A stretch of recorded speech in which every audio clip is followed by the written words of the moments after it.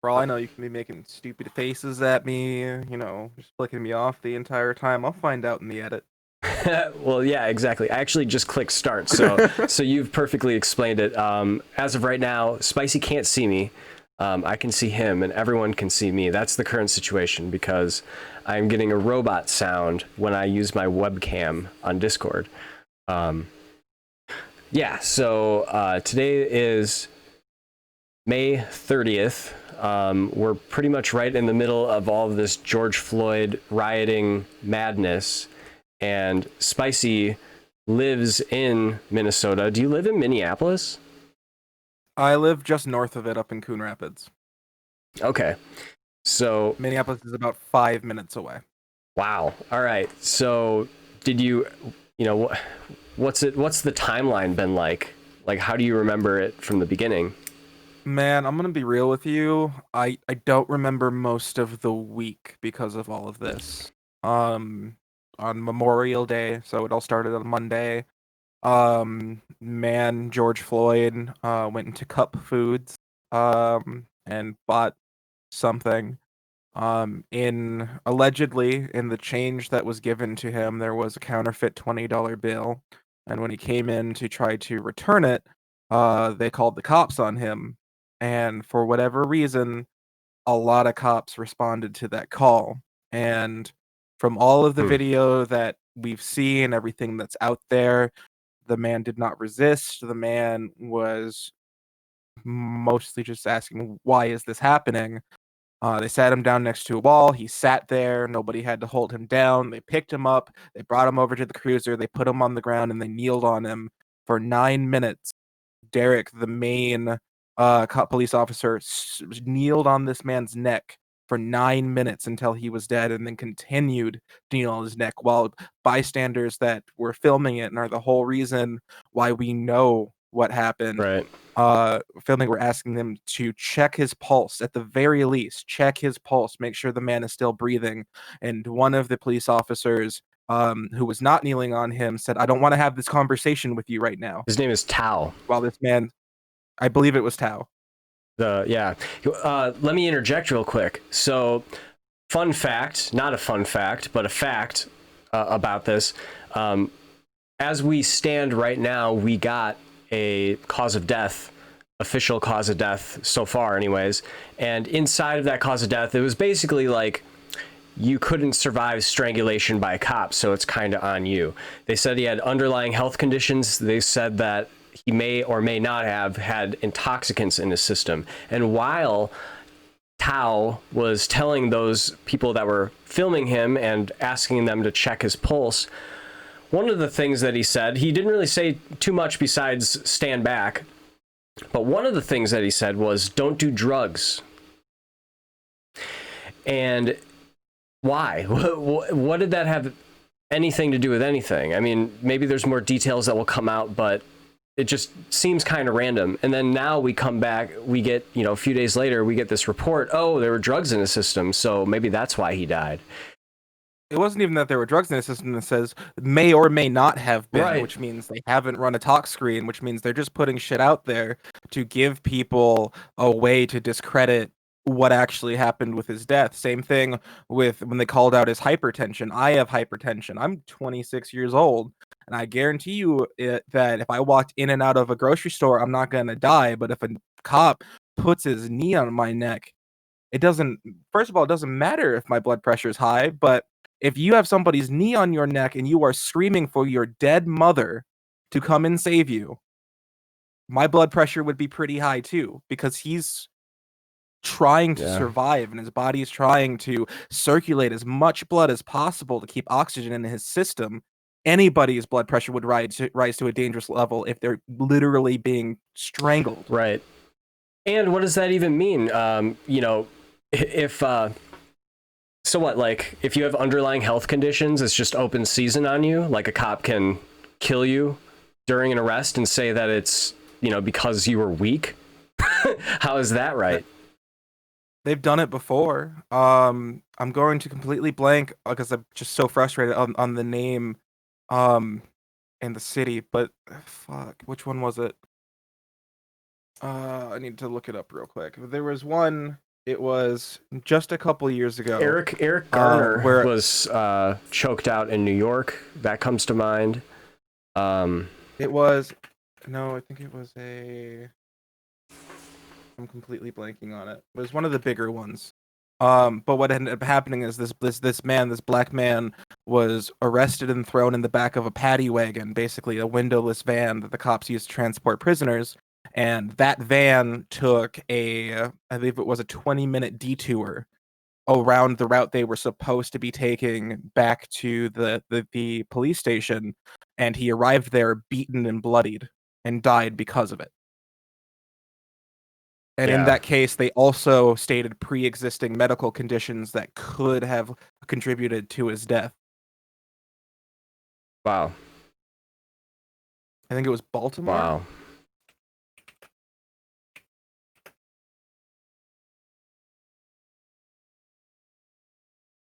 Freddie Gray. Yep, Baltimore.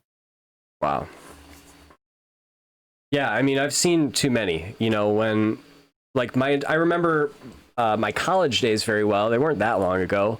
It was during the Obama era, and all I remember was police shootings and police brutality. Like, there was a stretch of like a year or two around the same time that there were so many school shootings.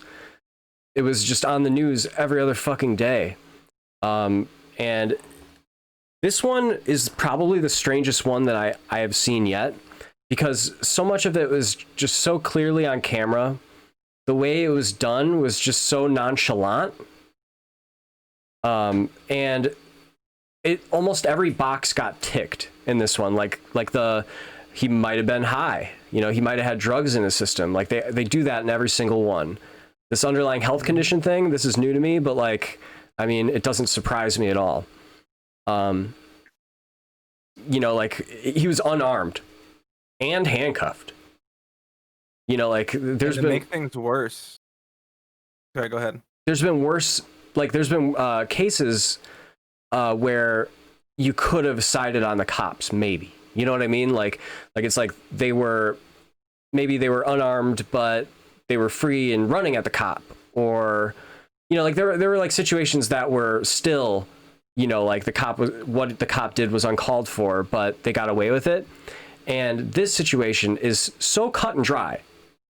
So cut and dry that I actually didn't really, I didn't know all the details that you shared about the origin of all this, like the original crime. It almost didn't matter what the original crime was. He could have been a murderer, and he would have been in handcuffs with his stomach down on the ground.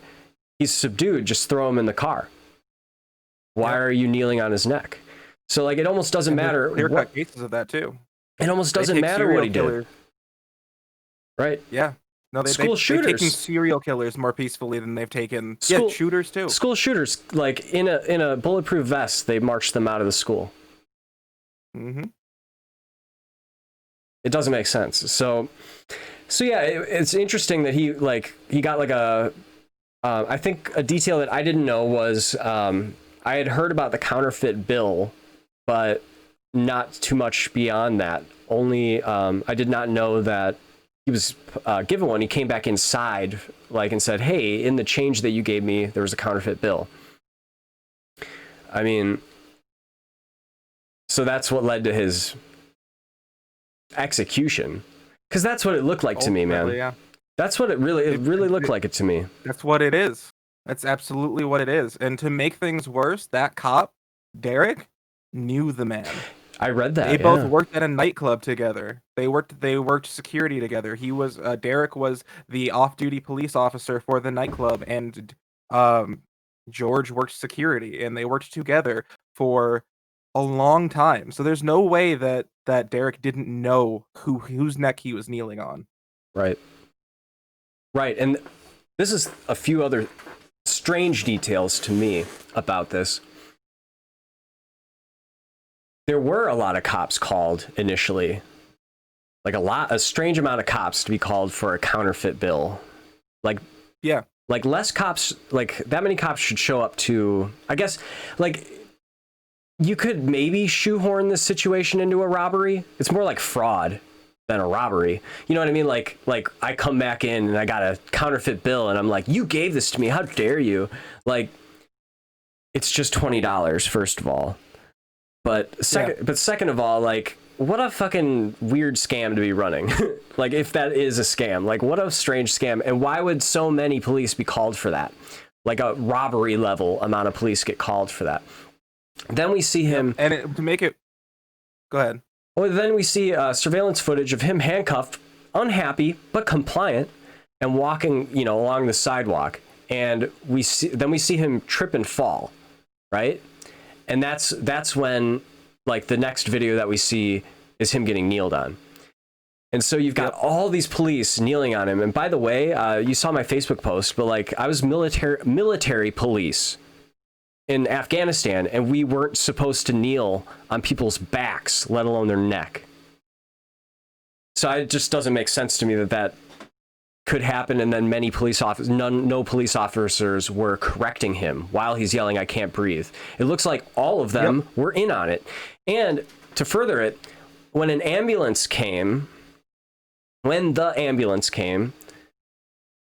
EMTs looked a lot like police officers. They didn't look like EMTs. If you watch that video again, they look like they're wearing the same uniforms as the cops. Now, I understand some EMTs and firemen wear, like, a brown uniform or whatever uniform, the same uniform as the police do. It does happen sometimes, but something rang strange to me about seeing that.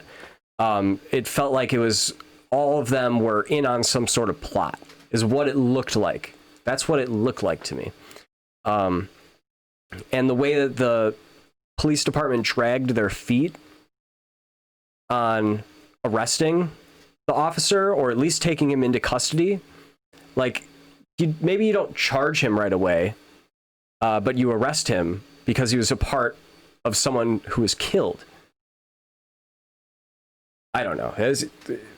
I'll let you continue. So that is, like, the essence of what we know so far. Since then, there's been as I think that anyone would anticipate, riots. People are upset, they're angry, and Colin Kaepernick knelt, and everybody lost their mind, but nobody listened. You know what I mean? Like, there's been so many peaceful protests that have been done. And by the way, there's no reason to believe that this wasn't a peaceful protest until agent provocateurs showed up to start fires and break windows. There's been, pictures going around and videos going around of people who don't look like the rest of the protesters starting violent protest. Yeah, and and I did just to confirm, look up the Minneapolis EMT uniform, and they are very similar. They are. Okay. So as long as the badge on their shoulder had the little medical cross on it, it's the same color otherwise. All right, so, good. All right, good. But it did start out peaceful. It started out peaceful for the first night, the night that he died, and then what ended up happening was the first fire, the AutoZone fire. There's a lot of conflicting stories about how it started. There was definitely the dude in the black unibody suit with the black umbrella and the Honeywell respirator, who was later allegedly outed by his ex-wife as a St. Paul police officer, which of course the St. Paul Police Department denies, because of course they would. And there were quite a few people like that. They were going around and breaking windows and starting fires, and it didn't really escalate until all of that started, until the cops started throwing tear gas at the peaceful protests as they started shooting them with rubber bullets. There's a video on Twitter of a whole bunch of the Minneapolis cop cars rolling down one of our light rail tracks, and about 4 of them blow by without the protesters doing anything, and then the 5th one cracks the window and lets a jet stream of pepper spray out into the crowd that is literally standing off to the side to let the police through, because they need to get to where they're going. Right. And it's you've been seeing that all over the country where things go peaceful and then all of a sudden tear gas comes out because one of the cops decided that enough's enough, it's time to get this started, and launches it out, and then things devolve from there. But honestly, if it had stayed peaceful, and I think this is the detriment, because I believe that the goal for anybody who meant to turn the protests into a riot, as a negative, wanted to make the protesters look like animals, look like this is a disorganized, that nobody really cares about the death of George Floyd, that all we want to do is see our city burn. And that's super not true. We love our city. We love our people. We love everybody, black, white, whatever. Doesn't matter what color you are. But that didn't work. And it didn't work because Minnesota's not that kind of city. Every other time that somebody has died, we have protests, it's been peaceful. We've shut down highways.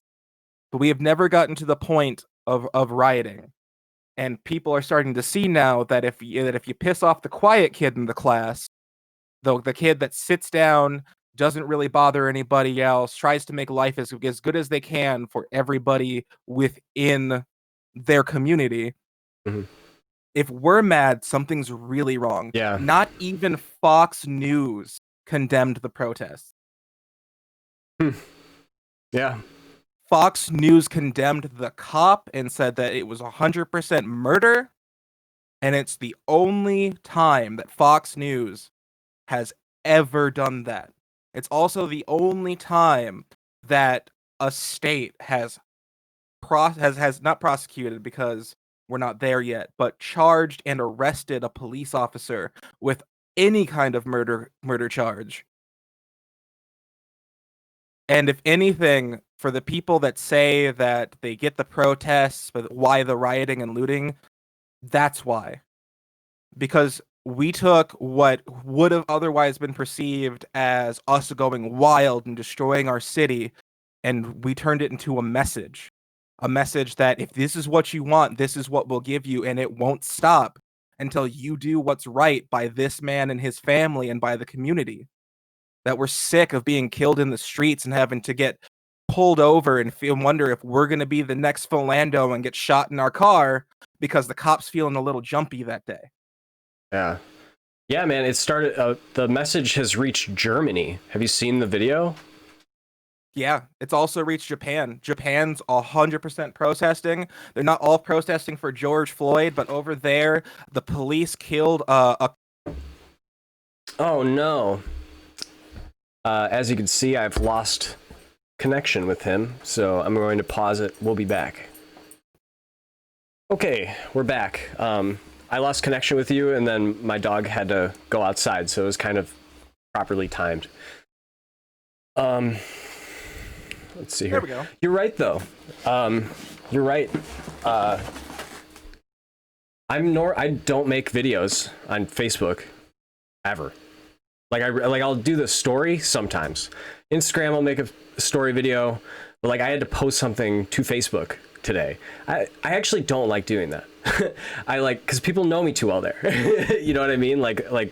They already know my, how I feel about things, but this, I had to make a video today because the people that are so focused on the looting, they're missing the whole point, and they're outing themselves as so slow to come around on this issue. Yeah, what they don't think they understand is, and I can't for the life of remember the name of the man who said this, but it was a man who called into a Minneapolis radio station and said that, and he was from Atlanta, and he said he was in town to see the protest, to get the lay of the land and try to help people where he could. He was a civil rights worker. And the way that he explained it, and it's a really eloquent way of putting it, is that as Americans, as humans in a society, we live by a social contract. And that social contract in America says that our tax dollars go to hiring police officers who will protect us. And when, as black people, or even people of color, or even a marginalized group, cannot depend on the people who their tax money is going to protect them, and they can't guarantee them that they won't just be killed in the street by those people for Right. for any reason. I mean, that crime, that wasn't even a crime. I mean, you know, like if he's coming back with a counterfeit bill, like maybe send in people to investigate, but like, yeah. Yeah, no, 100%. But what he said was, when that social contract is broken, there are no rules.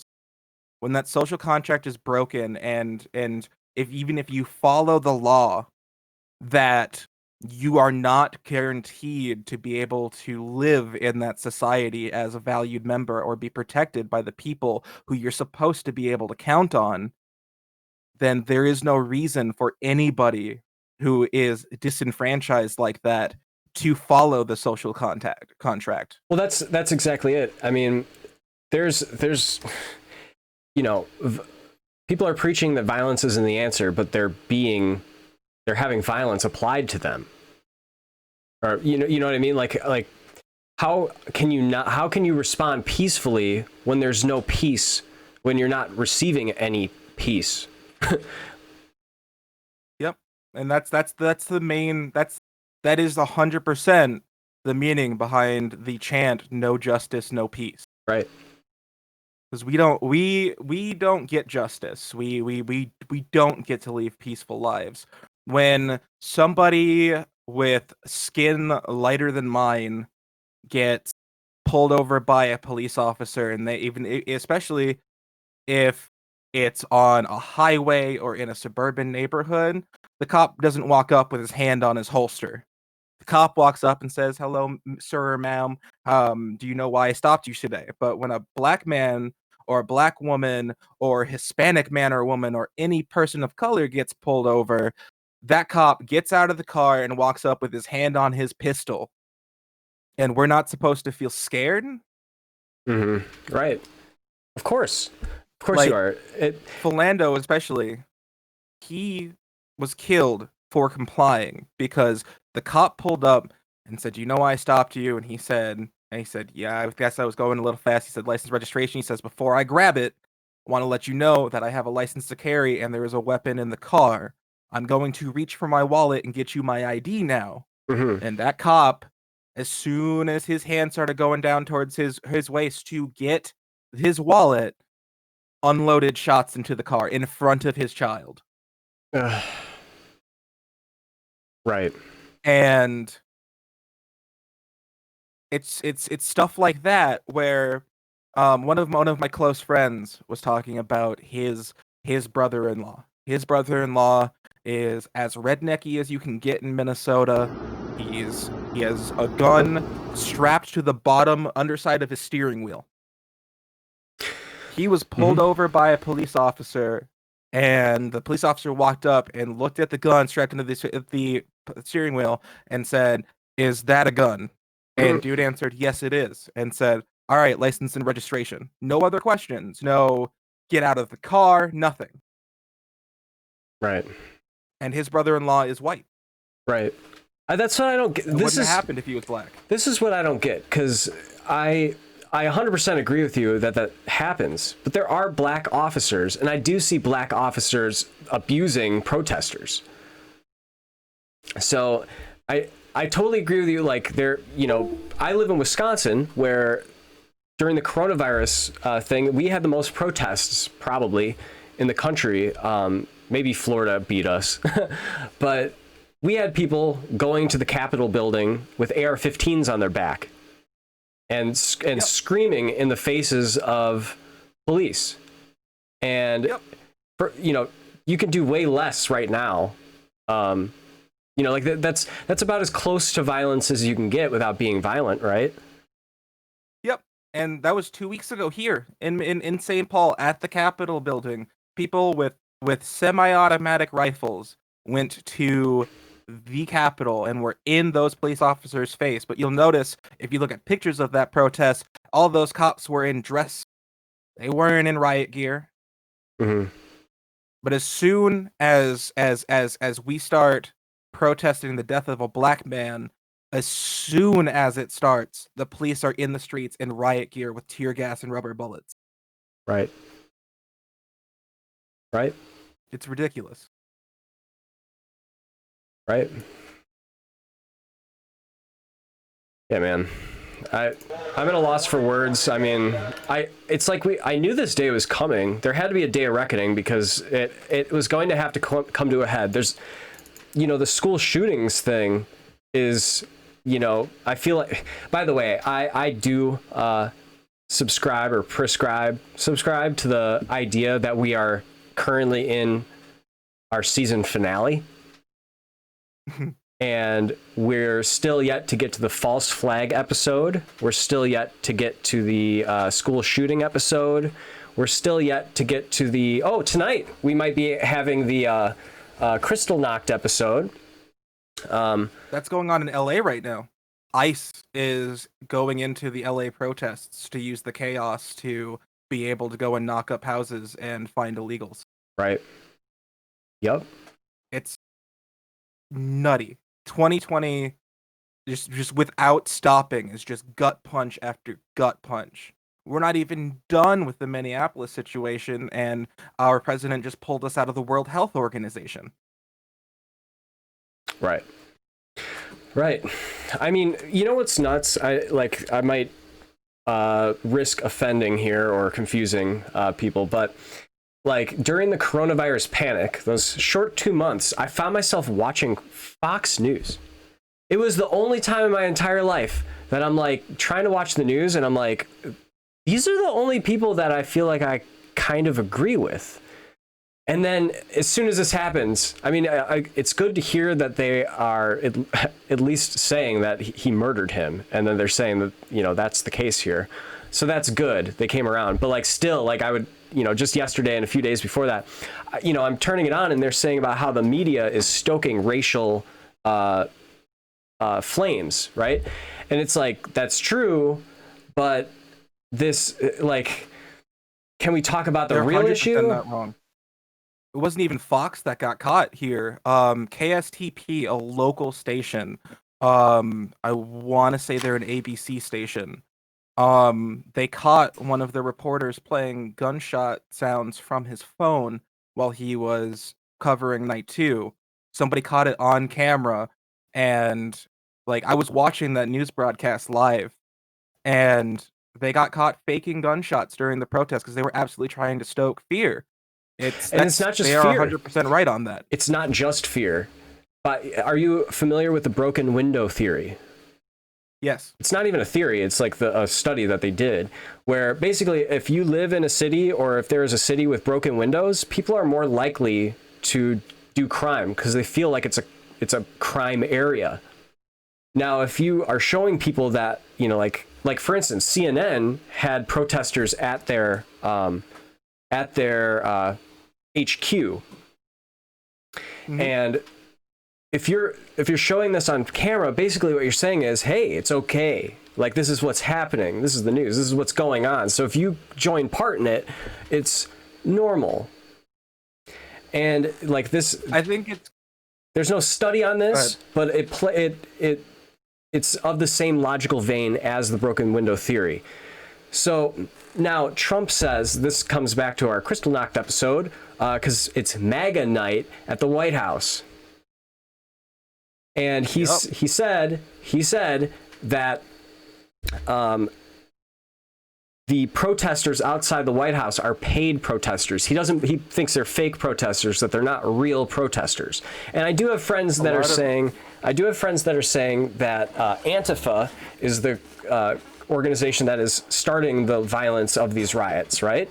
So this does play into that thought. And I don't see that as impossible. It's not impossible, but the very important thing to remember is, unlike Black Lives Matter, which is an organization, Antifa is more akin to a group like Anonymous. There is no real group. There is no membership card. It's a group of people that all share a common ideal and all tend to execute it differently. Mm-hmm.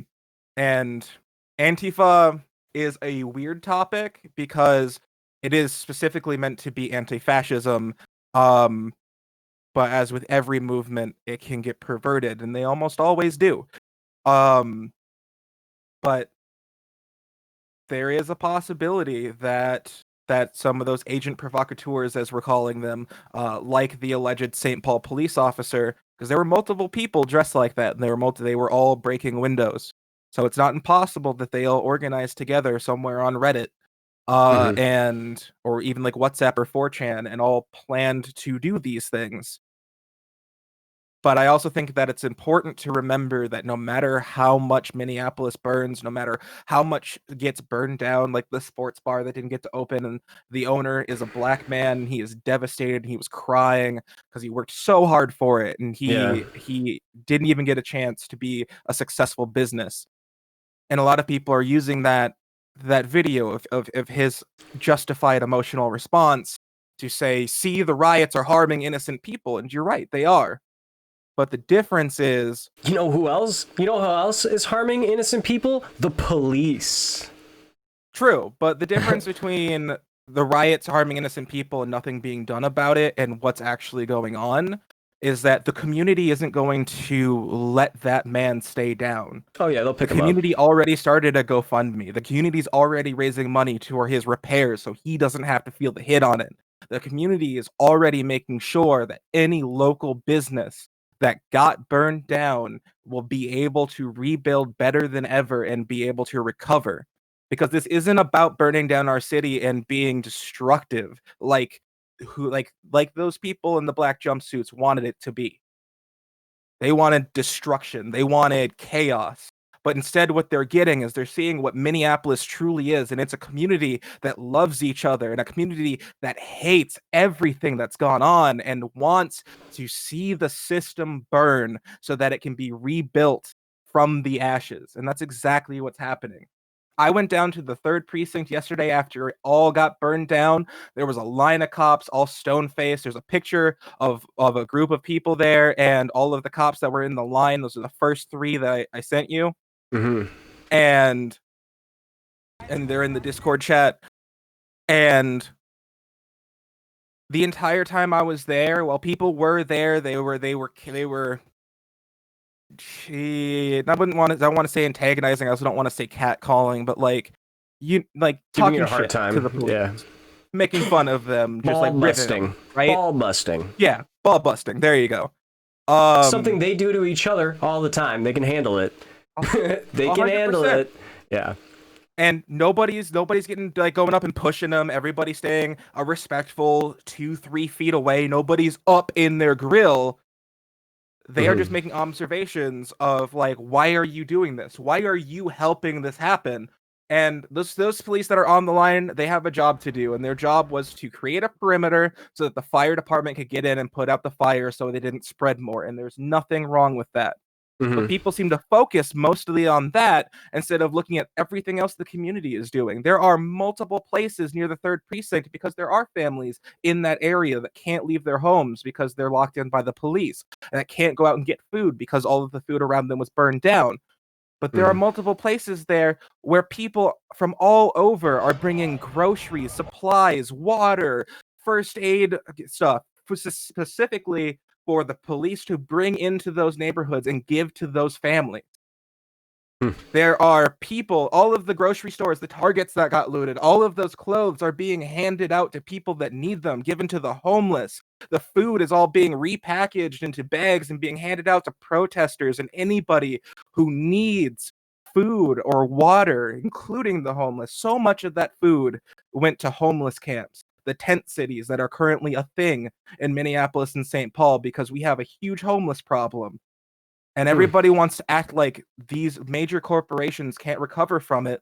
Even Target today put out a press release that said, hey, we don't care about the stores. Our employees that are affected by the stores being burned down will still be paid for at least the next 2 weeks while we rebuild. They will still have jobs, and we're not doing anything about it. We will rebuild, and we will continue to support our community. Target put that out. Yeah, man, that's good. It's good to hear. It's good to hear. And like, also, there's also that chance that now your governor or your mayor, I forget what I saw. Here, let me scroll up because I just read it. Let's see here. St. Paul mayor says he was wrong to say every single person arrested on Friday was out of town, but I can see it as a possibility that like out of towners are more likely to burn your city down than people that actually are living in the city. And but the police are allowed to bring out of towners, aka the National Guard. So yeah, it's not exactly fair to not let the people. They have live ammunition tonight, and they have the green light to do whatever they need to protect themselves. So anybody who's out there right now, I hope that you are safe, and I hope that they don't lose their cool, because what's happening right now needs to happen, and we need to show them that. And I feel bad saying this because it's the exact reason I didn't go out today, and it makes me feel like less of a person, but less. You're like reporting, I'm lessening part of the cause. You're reporting back though. You're telling the story of it. They're still like, they're telling their story through their actions, but like, I mean, we need people to like report back. And I was talking to my friend Carl last night, and he said, the people at the front lines are doing fine so far. They're doing a good job. So, like, you can be reinforced. Many of my friends. You can be reinforcements. In 2 or 3 days, if this gets way worse and they're tired, then you can tag in. So, and that's 100% the plan. Me and my mother. The main reason I stayed in tonight was because my mom called me and literally begged me not to go out today because she didn't want to lose her son. And she agreed to go out with me tomorrow to go grocery shopping, to bring food and supplies to the protesters and to the families in the third. And all day I've been paying attention to the police scanners that have been up. I've been paying attention to leaks and announcements, and I've been making sure that everybody that's out there knows what's going on.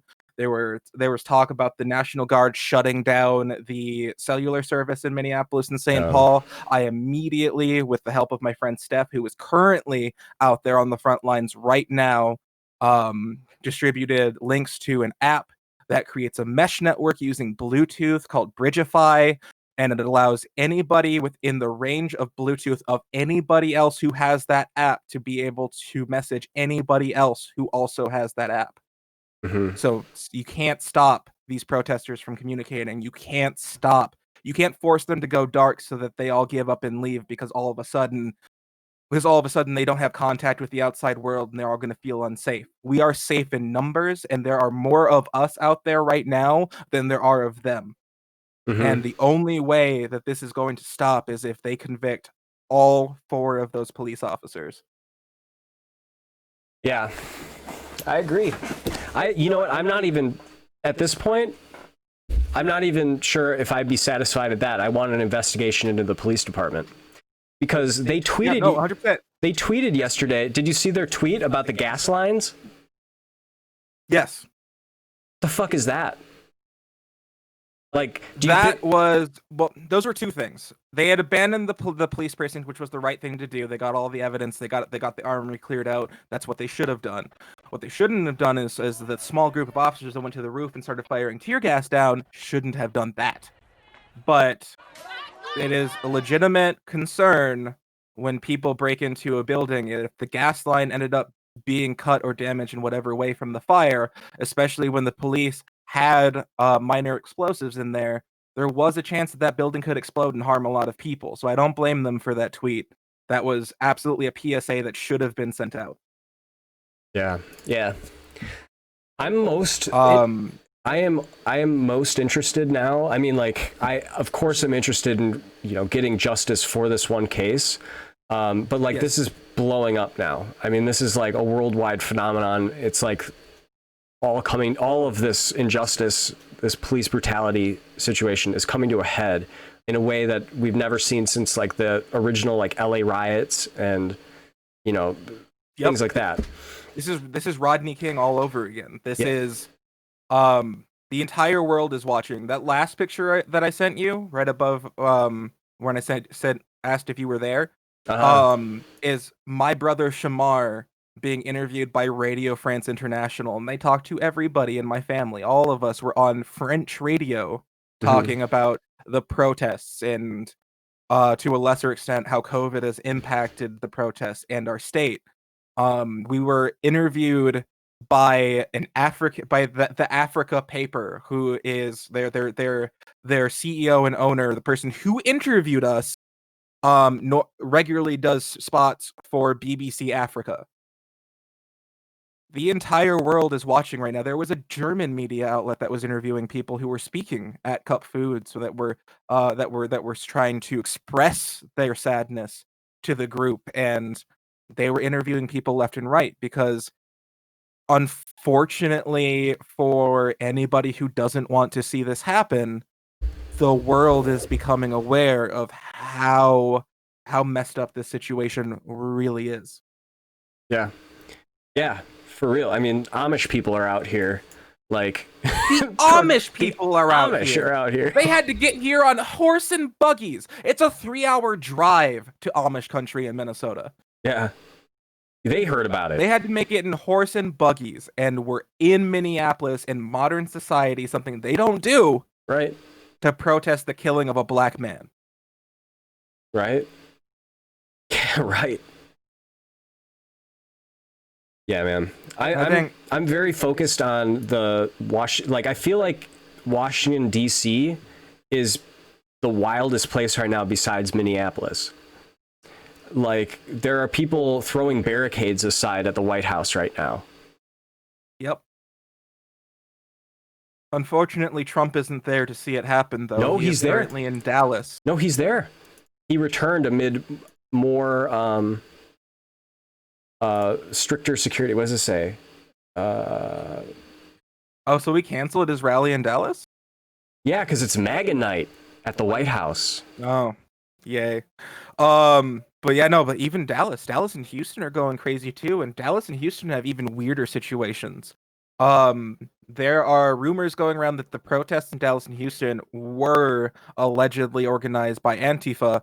And there are random pallets near government buildings of 100 bricks that are just sitting there. They weren't there before, but as soon as the protests were organized, all of a sudden these pallets of bricks start showing up throughout the city, and they aren't wrapped, they aren't secured, they're just pallets on the sidewalk of 100 bricks each. Just there for any use. People were directing them. Yeah. So, just in case you want to use them. But no, people were yelling at the protest. People were yelling, "There's a pallet of bricks over there! Go over there!" Because people are trying to encourage destruction and violence. And it's such a weird spider web of strange coincidences and strange happenings. But if it shows anything about the American people, it's that we don't easily give in to shady shit like that. We're out here for a reason, and in small little Easter eggs like a pallet of bricks spawning on the map isn't going to make us get distracted like it would in GTA and fucking make us go wild. Yeah. Yeah. Yeah, I don't really know what to make of the Antifa, or I don't even know what it is, because it's like, is it really a real organization? Is there a real Antifa and a CNN, like deep state Antifa? Like, am I against the idea of being against fascism? No. So, it's named kind of like the Patriot Act or the Heroes Act, where it's like, it's nothing what it sounds like. Yeah, and I think that's the most important thing to remember, is that nothing is as it seems to be, but at the same time, you can't lose yourself into the rabbit hole, because once we start going into the rabbit hole of who's putting together what, or what's the real intention behind a lot of things, it's another way to lose sight of the actual goal, which in this case is to see the prosecution and conviction of 4 murderers. Right. Of 4 people that wantonly took a human life. And if anything has been proven during these protests and during these riots, it's that we don't lose focus that easily. Shit gets crazy, but the message always comes back to the center at the end. And it says, we're not stopping until justice for George Floyd is delivered. Dude. And I think these videos... important band, if you like rock music, Scarecrow, which I know you do, because you used to be in a metal band. Fun facts for you guys. Yeah, it is true. That is true. A few. There is a band called Fever 333, which is majority made up of minorities, and their entire thing is about activism. Their concerts, they call them demonstrations. Every time they do a show in a city, they do a food drive for the needy, and they give tickets out to people who donate food. And if you need a non text-based, non-preachy way to learn about why shit burns, why these riots happen, their music is a great way to do it, because every single one has so much meaning behind the lyrics and and it's so politically charged, but they also put it in a way that's super easy to digest. Yeah. Could you say the name of it one more time? Fever 333. Fever 333. All right. Cool. I'll check them out after this. Dude, I'm about to tweet this. These Washington videos here, I'm going to make the tweet and then you can check it out.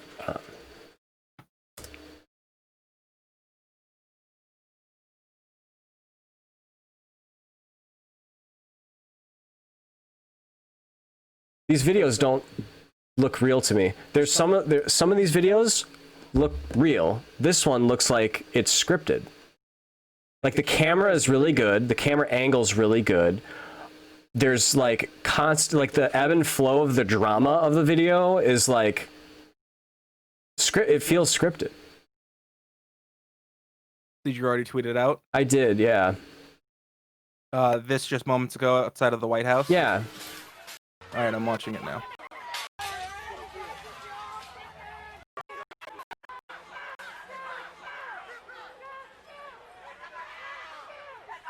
It's too dramatic to be real.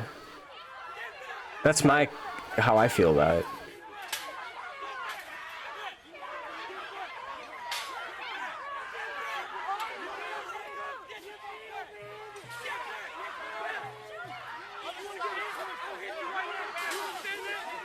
Like, they're like staring each other down like WWE for a little while. Like honestly, with DC, I could see this being real. Because I think the major thing to remember about DC is that it is a very much a minority-filled city. Yeah. And DC cops have gone through a lot of scrutiny. So the fact that they didn't immediately get pepper sprayed, because I think if this was a staged video, that it would have immediately escalated. Immediately, they would have gotten pepper sprayed, rubber bullets, whatever. Instead, you hear that cop grab him by the collar and say, "Get back. Do you want to get hit?" Right. Well, but here's the other thing. If it's, if the cops are trying to put this propaganda out, if this is cop propaganda, which we shouldn't rule out the possibility that there's lots of cop propaganda that might be getting put out now, videos that cops really want you to see, which I suppose is okay. But if this is a scripted where they're paying actors, would you agree to get pepper sprayed? Maybe. But you would want a video like this, right? That goes both ways, because a lot of people think all the people out in the streets in Minneapolis are also crisis actors, that they're all being paid to be there and paid to get shot with rubber bullets and pepper sprayed. So it kind of goes both ways. There's no real way to know. But if this is real and that was the reaction of the police officers, then I say good on those police officers. They held the line without restraint. Escalating. Right. Yeah, they had a lot of restraint. That's the way it should be. It's such a There's a video of a cop. Go ahead. It's such a weird powder keg situation, because with the coronavirus, everyone's okay to be wearing masks. It's normal to be wearing a mask right now. So Yep. I don't know. like if there is crisis acting, which there might be, it makes sense. I mean, as something to like tell the citizens, hey, do this. This is okay. Like taking part in the protests right now is like a civic duty, and in a way it kind of is. But like you could see how one party would want you to see it one way, and the other party would want you to see it the other way. Yep. And I'm always looking to see how both parties are benefiting from the chaos. And the absolute dirty truth of it is that they both do. The Republican Party is going to win. Well, all the people who already thought that this was bullshit and that the rioters are animals and that they're monsters. How could they do this to their community?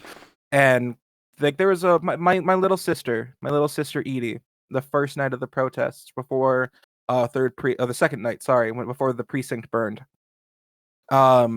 They were peacefully protesting. They were marching towards the precinct.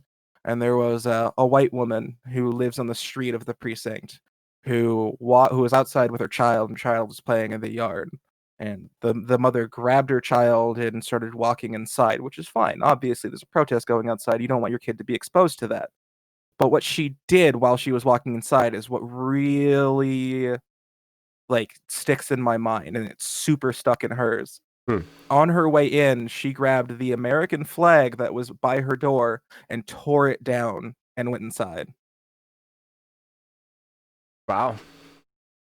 And Edie's thought on it was maybe she didn't want to be targeted because maybe the protester would think that she's patriotic. But the thing to remember is every protester out there right now is a fucking patriot. Yeah, absolutely.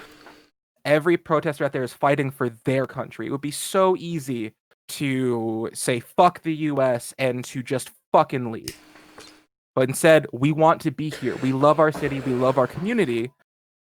Everybody doing this right now, most everybody, I won't say everybody, but majority of the people are patriots. And I think the only reason that you would have to fear that you might be targeted and to tear down your American flag is if for some reason you harbor the notions that these are bad people on the street. Right. And those are the people that are going. The Republican Party is going to benefit from, because what they're going to take away from our entire country burning is that these animals need to be controlled, and the Republican Party and the NRA or whatever are going to be the people to make it happen. On the other side, you're going to have people like Joe Biden. When he campaigns, I can almost guarantee he is going to say the name of Philando Castile. He is going to say the name of George Floyd. He's going to say all of their names. And he is going to talk about how terrible it is and talk about how we need to change something. And while it may be genuine, it is 100% just pandering to the people that he knows he can win by talking about it. Because unfortunately, in this stupid partisan society we live in, nothing is sacred. The death of a human being is not sacred. It will be exploited for political gain. And it's sad that we can't truly have change because everything has to come down to the Republican Party believes in X, Y, and Z, and only X, Y, and Z. And the Democrat Party believes in A, B, and C. And if there's ever any crossover, you're not truly for the cause. Right. We can't be moral in this society anymore because we play a game of extremes. And what these protests show is that there are people who are absolutely sick of this. There are so many white people on the streets right now that don't have to be. They don't have to be out there. Their community wasn't affected by this. I know people who are coming from the whitest suburbs in the state that are pissed off because while this isn't their world, they hate to see it happen. Yeah. They have never experienced racism in their lives. You know what? They have lived a privileged life of comfort. You know what? They're still out here fighting. You know what the privileged high school life of a average white person is? Their main run-ins with the law have to do with weed. That's basically it. Like you're just like, I'm just trying to smoke some weed. I got to grow up with that. Yeah, it's like, I'm just trying to smoke some weed. Like, why is this illegal? Why is this like gonna? And then you see like people don't just get like fined; they get arrested. They don't just get arrested; they get like beaten and thrown into police cars. They like just for having the wrong plant. Yep. And I was lucky. I grew up with my white mother in one of the whitest, richest suburbs in Minnesota at the time, Lakeville. Mm-hmm. And I got to experience the privileged high school life. I had my fair share of unfortunate run-ins with the police that were absolutely motivated by my skin color, but none of those were in Lakeville. In Lakeville, the worst I got maybe was a speeding ticket, but still, that one speeding ticket, that one run-in with the law, man still had his hand on his gun. Mm-hmm. I did not truly know that I had to fear the police until after I moved out of my suburb. When I moved into an inner ring suburb, and closer to the city, like we're talking Yeah. like Bloomington, like there's a highway that divides me and Minneapolis and Bloomington, and the change in tone between a mostly white neighborhood when it comes to the police and one that has a greater amount of melanin in its society Sure. is jarring. Yeah, it's like a way more of a clamp down. Yeah. People are way more strict. One thing I will have to give the Bloomington Police Department, though, is I personally have never had to fear for my life if I'm the one that called them, Okay. which is not the case everywhere. Mm-hmm. Yeah, right. Oh man. It's so fucking crazy. Really sad. Like I have not been in a very good mood. And you're right, like you know, like I have a lot of friends that are white that are deeply concerned about this. It's because do black people get different kind of treatment? Oh hell yeah, they do. But we know just from our own personal experience that there's something super wrong with the Justice Department in America. Like something's very, very like off. And unfortunately, it leads to causing people to feel like they have had injustices against them to the point where they don't feel like their voice is heard, or whenever they do raise their voice, they're just told to shut up. And so they go out there and to seeking justice, and the media or, the government frames them as bad guys for possibly lashing back against injustice, as though that's not what, and then of course my new favorite meme, who's that character from The Office? I think he's like the main character, not Michael Scott. He's Dwight. Not Dwight. Jim? I think that's it. Like, well, which one? Like hair about down to here? Jim. Definitely Jim. I just looked him up. Yep. The new one where like they're like it'll be like looting is stupid and doesn't accomplish anything. And then like he like points to the like Boston Tea Party. That's my new favorite meme. And it's just for Jim, like the right, like explain. Yep. Right. Explain this then. Yep. And we glorify those moments when we're in school. Like they glorify the revolution. They have to, because it's the foundation of the American religion. The same thing when a revolution, like we look at Hong Kong. Not a single person, well, I wouldn't say not a single person, but the majority of people that are speaking out now saying, well, the rioting and looting is just ridiculous. Majority of them were 100% the Hong Kong protests, and that's because it wasn't there. It doesn't affect them. It doesn't touch their daily lives. But now that it's happening here, now all of a sudden it's wrong. Right. The gravity of the issues between what was going on in Hong Kong and their being threatened with losing their autonomy and their democracy is obviously because it's a catastrophic level of fucking oppression. It's obviously a much different scale of intensity.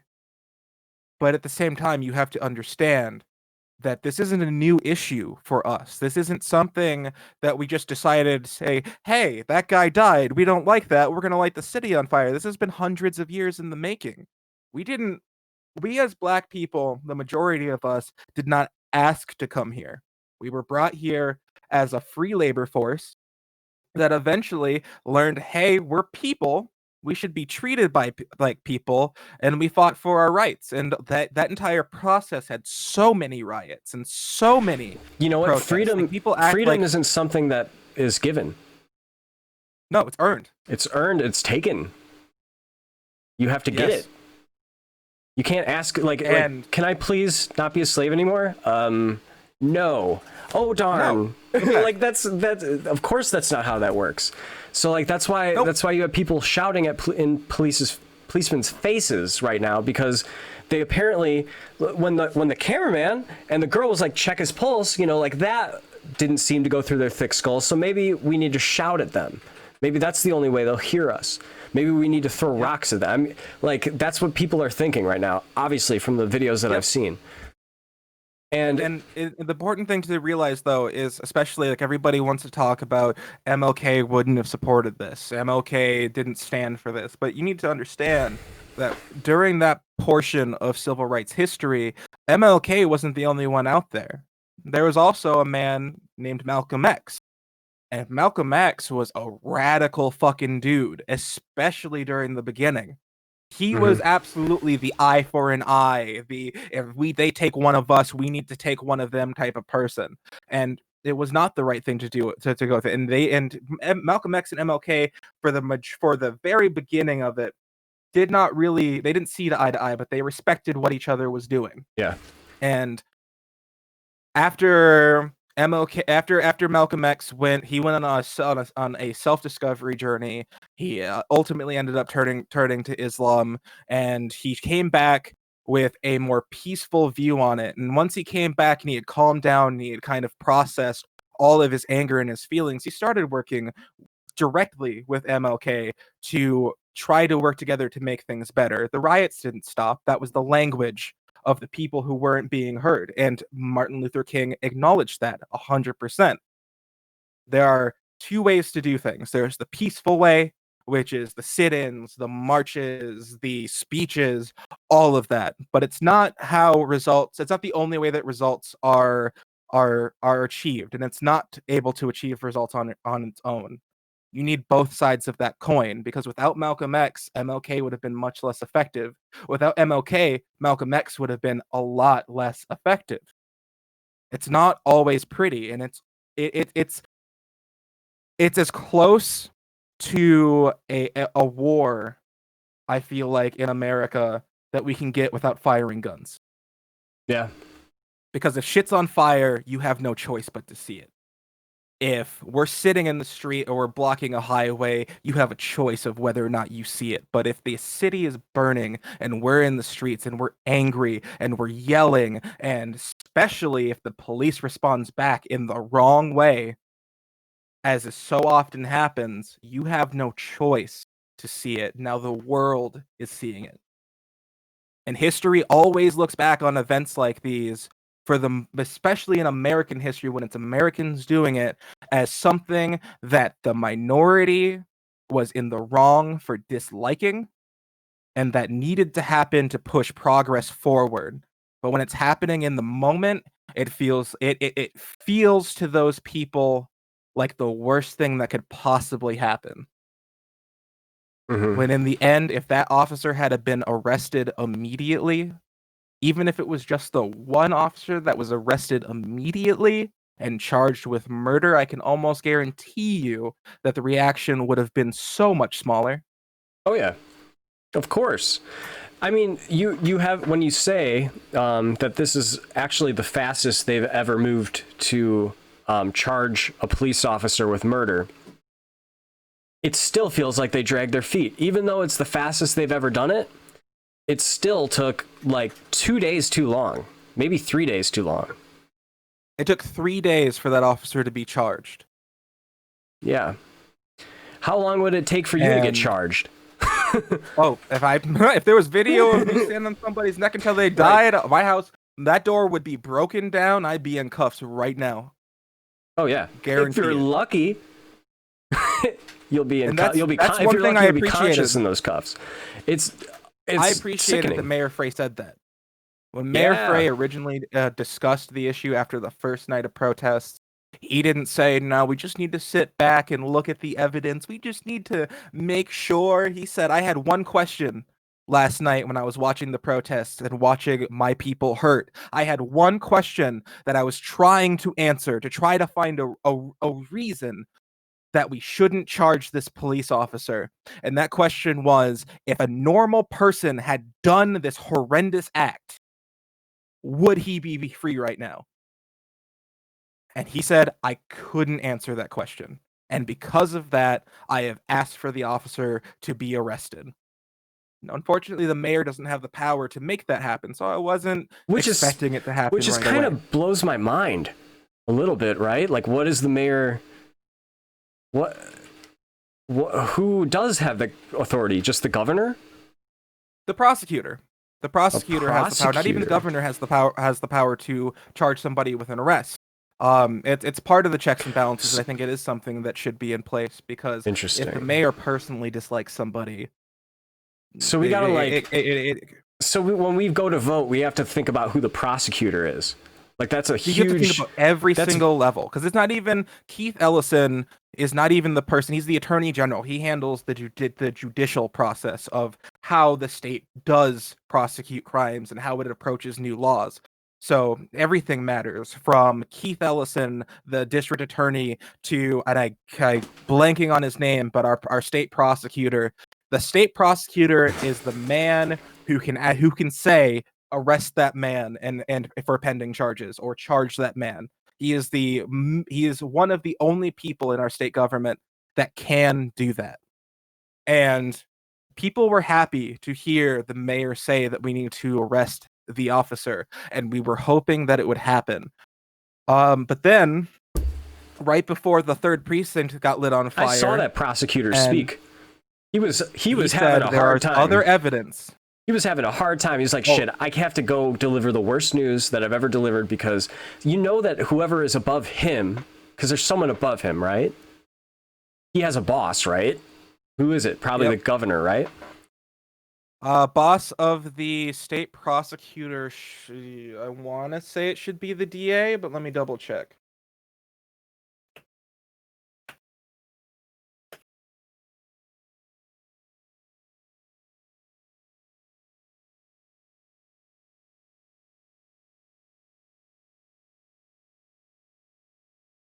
Who do they answer to?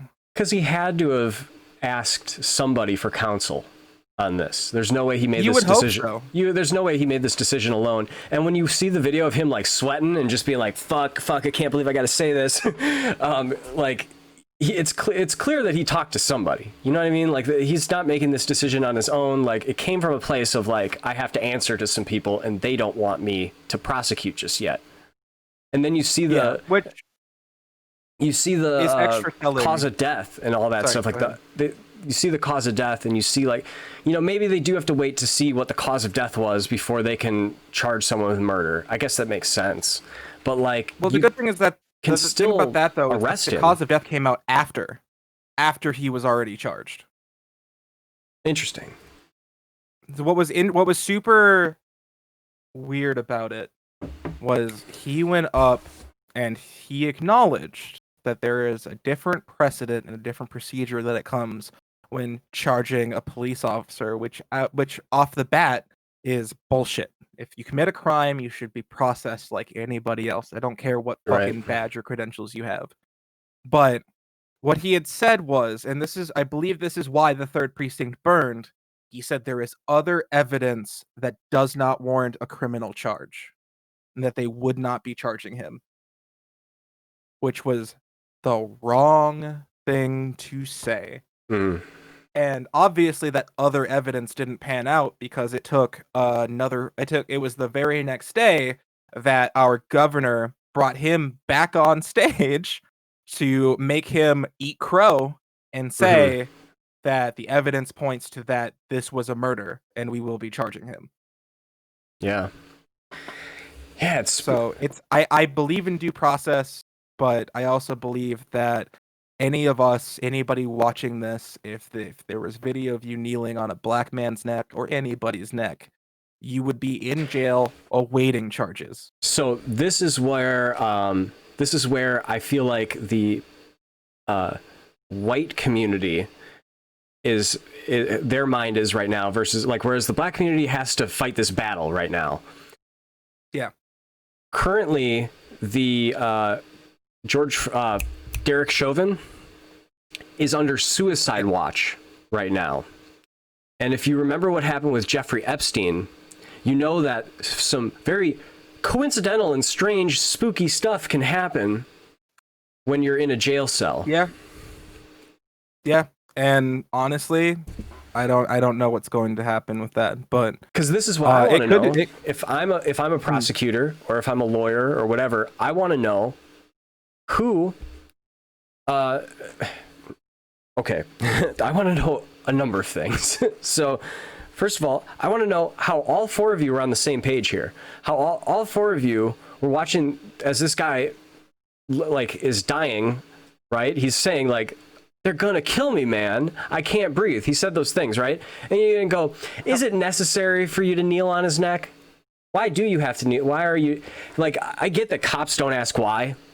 Like, I get that question just seems to evade their mind. They just don't do it. They don't disobey orders. It seems to be a personality trait about them, which is, you know, fine if you're... I get it. Like, I'm at war, or I've been to war. I understand, like, some things need to happen quick. And with organizations, so just follow orders or whatever. I get that, but no one said anything. Did any of you say? Maybe someone did say. Did any of you say, "Hey, don't kneel on his neck. Like, let's just throw him in the car"? Like, but the thing is, if that question was asked, if that officer was present and thought what was happening was wrong, what is stopping them from? Because if it was you and me. You and I were out at a music festival, right? For example, I was pissed off at somebody in the crowd, and I said, I'm going to go beat the shit out of him. And I knew I could get away with it, because let's say in this magical world, you and I are headlining said festival, right? Okay. We are above the rules right now. Okay. I can almost guarantee that no matter what this man did to me, you would be grabbing me and pulling me away, because this isn't the way it's done. Right. There's so many other things. Yeah. Why would you do? Yeah. I don't. Exactly. It doesn't. You don't have to kneel on someone's neck. Okay. No one was trained to do that. No one in that police department was trained to kneel on someone's neck, I assume. And if they are, they shouldn't be, because not even soldiers going to Afghanistan do that shit. And I believe you said in your post that if you had done that when you were a military police, you would have been absolutely pulled off, and you would have had consequences. Hell yeah. Immediately. Hell yeah. There's no way that they would just like let that slide. They'd be like, you could have killed him. Then we would have had to fill out paperwork. Nobody wants to do that shit. You know, like that was like even if we don't care about the person, like I don't want to deal with that shit. So that's what makes me wonder about this. It's like all of them were willing to do the paperwork. All of them were willing to do the fucking paperwork. They saw him kneel on his neck and went, yeah, I will fill out the report. Yeah, he kneeled on his neck. Why didn't you say anything? Why? Yeah, exactly. Which is why I want to ask these people, and which is why I, fingers crossed, hopefully he doesn't get suicided by the fucking deep state or whoever the fuck did that Jeffrey Epstein thing.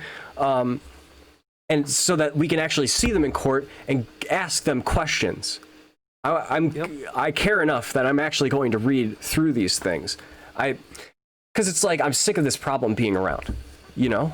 And it's not just you that are going to be reading through it. The entire world is watching. So if one thing seems out of place or one thing doesn't go right, we know it's no longer like Jeffrey Epstein was very much an American thing. It was definitely a worldwide story, but it was definitely a very American story. It affected Americans the most.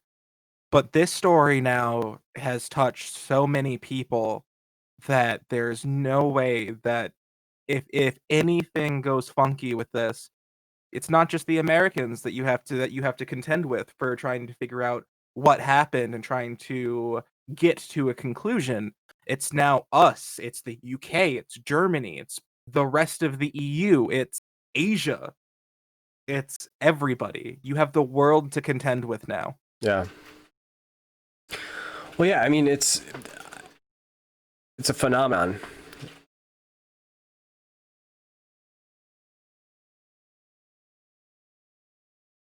I really really hope that the charges for the other three officers come swiftly, and I really hope that they stick and they're charged and prosecuted and found and convicted.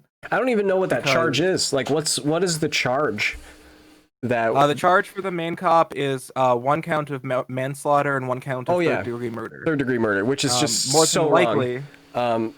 well, the third-degree murder in my mind is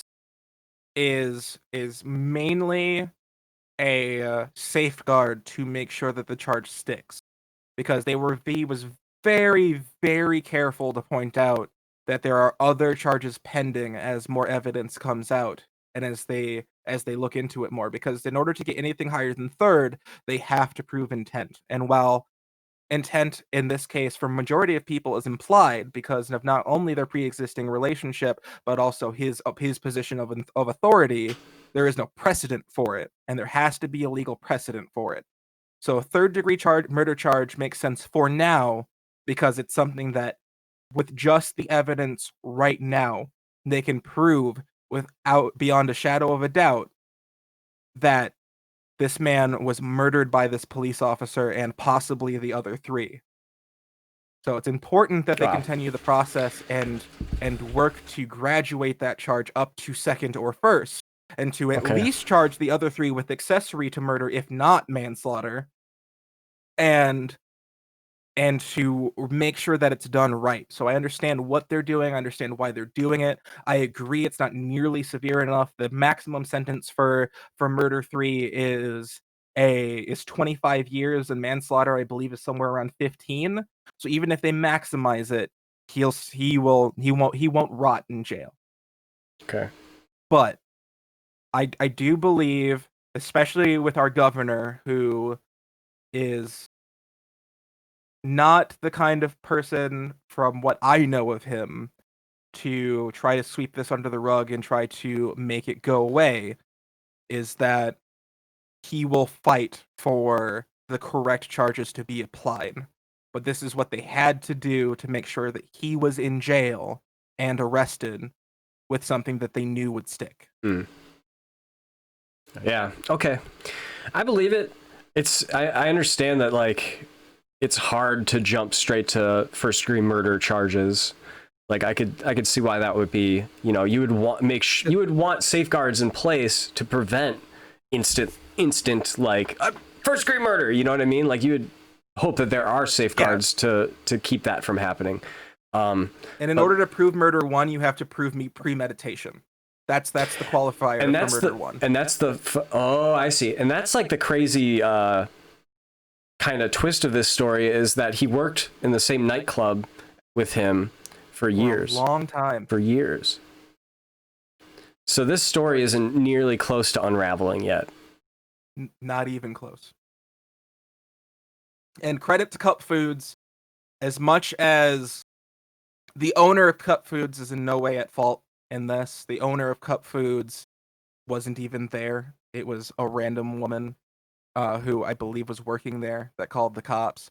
The owner of Cup Foods closed the store, boarded it up, and he printed and gave out shirts for all of the protesters. He's been providing food to all of the protesters. He's given them his parking lot and his space around the store to be able to protest and to be there. And he has been absolutely they have been absolutely cooperative and supportive of the protests. And so I don't want to sound like I'm condemning Cup Foods for what happened. It's fucked up, and but at the very least, the owners, the people in charge of the establishment, are 100% with the cause.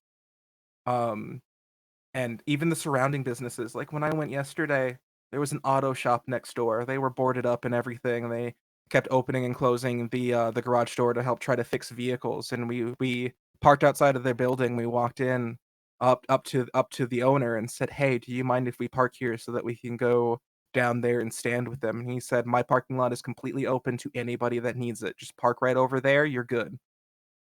Hmm. Okay. I was actually going to ask you about that a little bit. You know, one of the things I'm worried about parking my car out there because it's I have a Wisconsin plate, and especially with all of these like the out of town, like it's the out of towners that are doing it all, doing all the evil doing or whatever, right? Like I'm worried that like not only will I be targeted by the police, my car, but also protesters might target my car. So the good thing is that the police won't touch your car. You might get pulled over, but just to, like mainly to check for fireworks because those have been quite a handy tool. Jeez. During the protests. But if anything, if you really are concerned, especially with the Wisconsin tags, plates, there we go. Mm-hmm. My suggestion would be to go buy a cheap car window marker and just fucking write Black Lives Matter on your rear window on That would do hood. it. You're right. Good call. as long as you're showing support, nobody's gonna fuck with your car. I don't trust the cops. I really don't. Like I don't trust the cops. Like kind of like your mom who took down the American flag. Like I don't really trust them. I mean, I will say this. I was in a military police unit, and in that unit there were many police officers who are in the Chicago PD. And I trust them, most of them. I trust them. Like I know that there's good cops. I know that there's good cops. However, like the aspect, like just the hierarchy and the giving orders aspect of the executive branch of government, which is police, military, all that stuff. There's no, like, once an order comes down, like, it's happening. You can protest it, you can be like, no, I won't do it, right? But everyone else is going to end up doing it, and it's better, like, sometimes to be there to de-escalate it in uniform. You know what I mean? Like what one of those cops should have done. You could be that guy that goes like, hey man, like, maybe, hey Jeff, like, I really don't want to fill out that paperwork after all. Can you get your knee off of his neck? You know, like there's someone to at least do that. So I get that they're good cops, but I don't like, just like that one video of that cop who like grabbed that woman and fucking tossed her onto the curb. Yep. I worry that if my car is like, say that I'm parked perfectly legally, but after the curfew or after, you know, like they just issue a different level of orders for a certain street and now it's not legal, but I wasn't there. And so like I never got an opportunity to move it. Then some cop won't go like, whap, and just crash in all my windows. So the good thing is I don't trust that won't happen. There is no police presence especially at Cup Foods. There's no police presence. None of them are there. They keep a very wide breadth. They hold the line that they need to around the 3rd precinct, but for the most part, they leave the protesters alone. Their only job is to stand around important places like the government's building in St. Paul and the 3rd precinct while they were putting out the fires. When we were at Cup, there was not a cop in sight. Okay. They stay away, and the area that you go into park is so filled with protesters anyway that if anybody saw a cop doing that, they probably wouldn't make it out. Yeah. But it's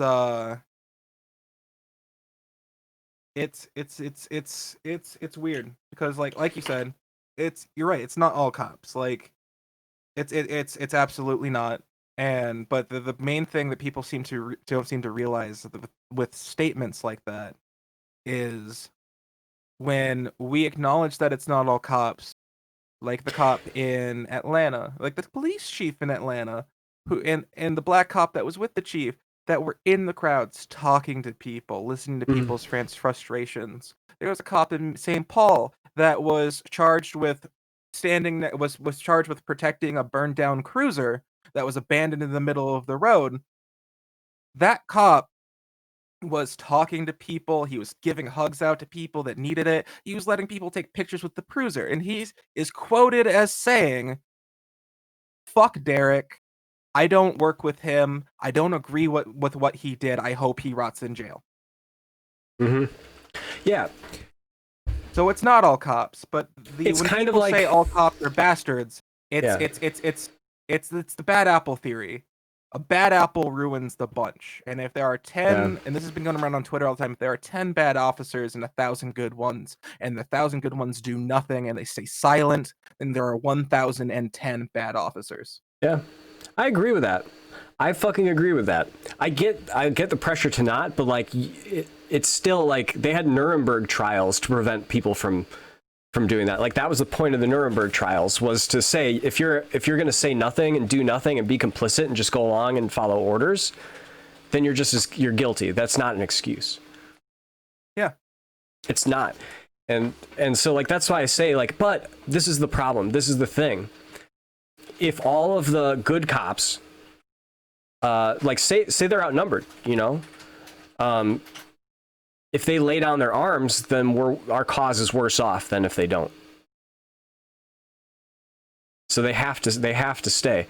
And I get it. Also, I get like to say that all cops aren't bad is sort of like saying all lives matter when someone says Black Lives Matter. Like it's just you're missing the point. Like that's like, yeah, like we get that there are good cops, but there's enough bad cops that there's a problem. And we need to talk about the bad cops. Just like with all lives matters, all cops can't be bastards until all cops are good cops. Or at least until bad cops start being called out by their peers and being removed from the force before they become a problem. Like Killer Mike, the I know him. black member of I know Run him. the Yeah. Jewel. Yeah. He spoke in Atlanta today, and I saw that. he said he called for a review board to be reinstated in Atlanta, a citizen-run review board that takes police incidents and is able to say, all right, this person needs to lose their badge before they take somebody's life. Right.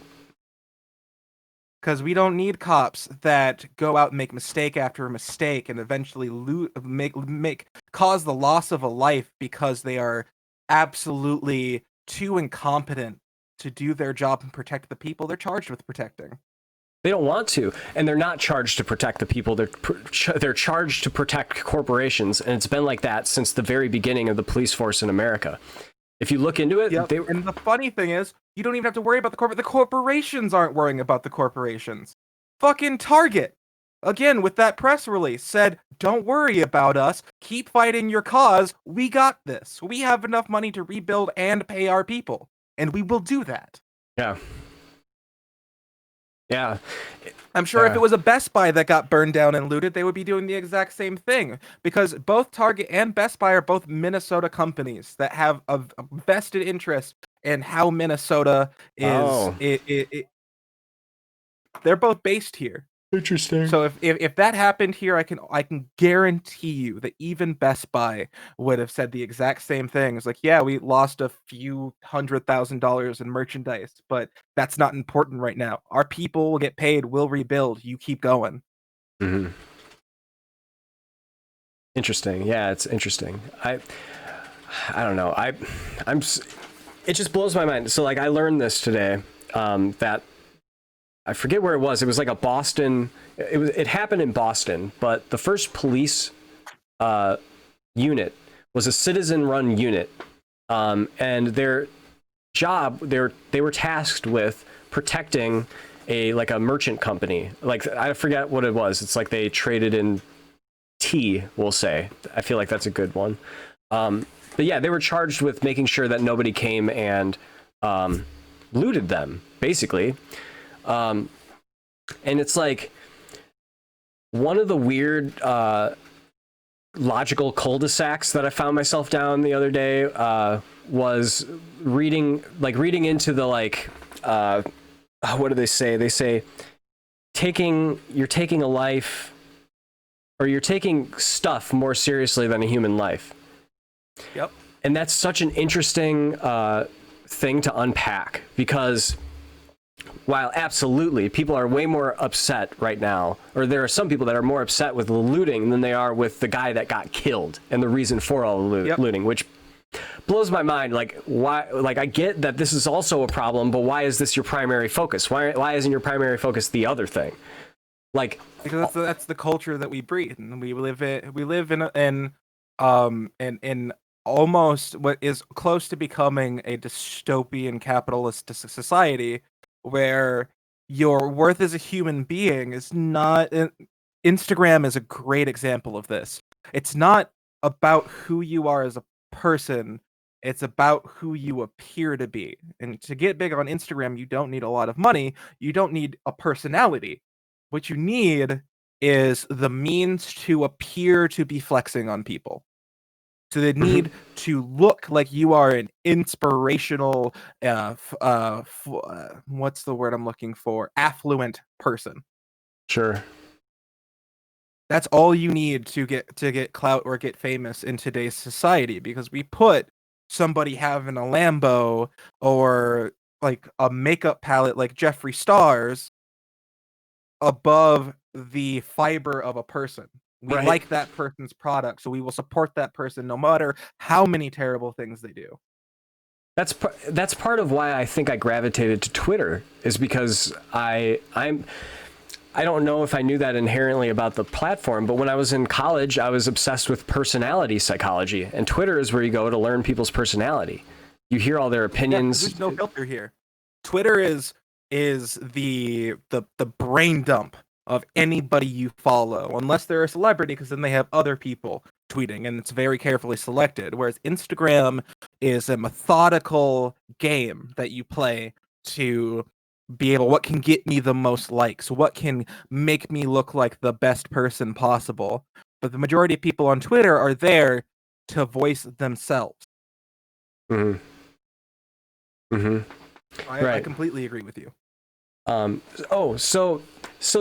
it brought up this this whole taking things and like a material item and saying that it's worth more than a human's life. Now, this is where I call it a cul-de-sac, because it's like, obviously that's stupid. But I could see Redneck Steve rebutting it with a fairly decent rebuttal, and that is like, all right, I'm gonna swing by and take your TV now. Like, you better not shoot me, you better not harm me or push me or give any physical resistance at all, because that's icky. But like, it's way more icky than me just, it's not even stealing. You should be sharing it with me. I don't have one. You do. You probably get another one, so I'm gonna take it. Like, I see how the logic can follow down a slippery slope where it's all of a sudden it's like chaos in that sort of direction. So I find that argument, the taking stuff over human lives argument, to be strong, but it needs to be fleshed out more. I feel like there needs to be a better saying to capture really what it's trying to get at, because it's true. Like, and I think, like, go ahead. It's true, things can be rebuilt, but it takes someone's lifeblood to build something. Like your brand, for instance, like it could be your whole life's work, and then if someone comes around and makes counterfeit merch items or does whatever to like steal your brand, it's more than just stealing a symbol. It's like stealing years worth of work of your life. So like I understand, like when I was in the military, we were told to defend like our equipment. Because we can't just, like, if someone comes by and they're like, I'm not going to shoot you, but I'm going to try to take your Humvee, they could go take our, now we don't have a Humvee, and they could be driving the Humvee to the enemy, So it's like one of those, like, no, we can use force to prevent you from taking our stuff. Now, what level of force? Since we have so much non-lethal weapons, it would make sense that, like, if someone tried to steal a police cruiser from a cop, like, which is like literally like so much. So we aren't even close to that yet, right? Well, I'm just saying, like we haven't even reached that nobody yet, quite. steals them.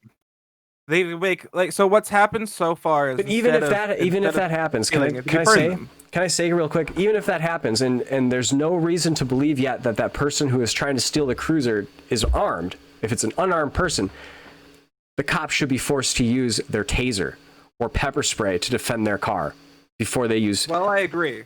Now, if they reach for their gun, that's different. But go ahead. The main concern with people going into a cruiser is that cruisers always have weapons in the trunk.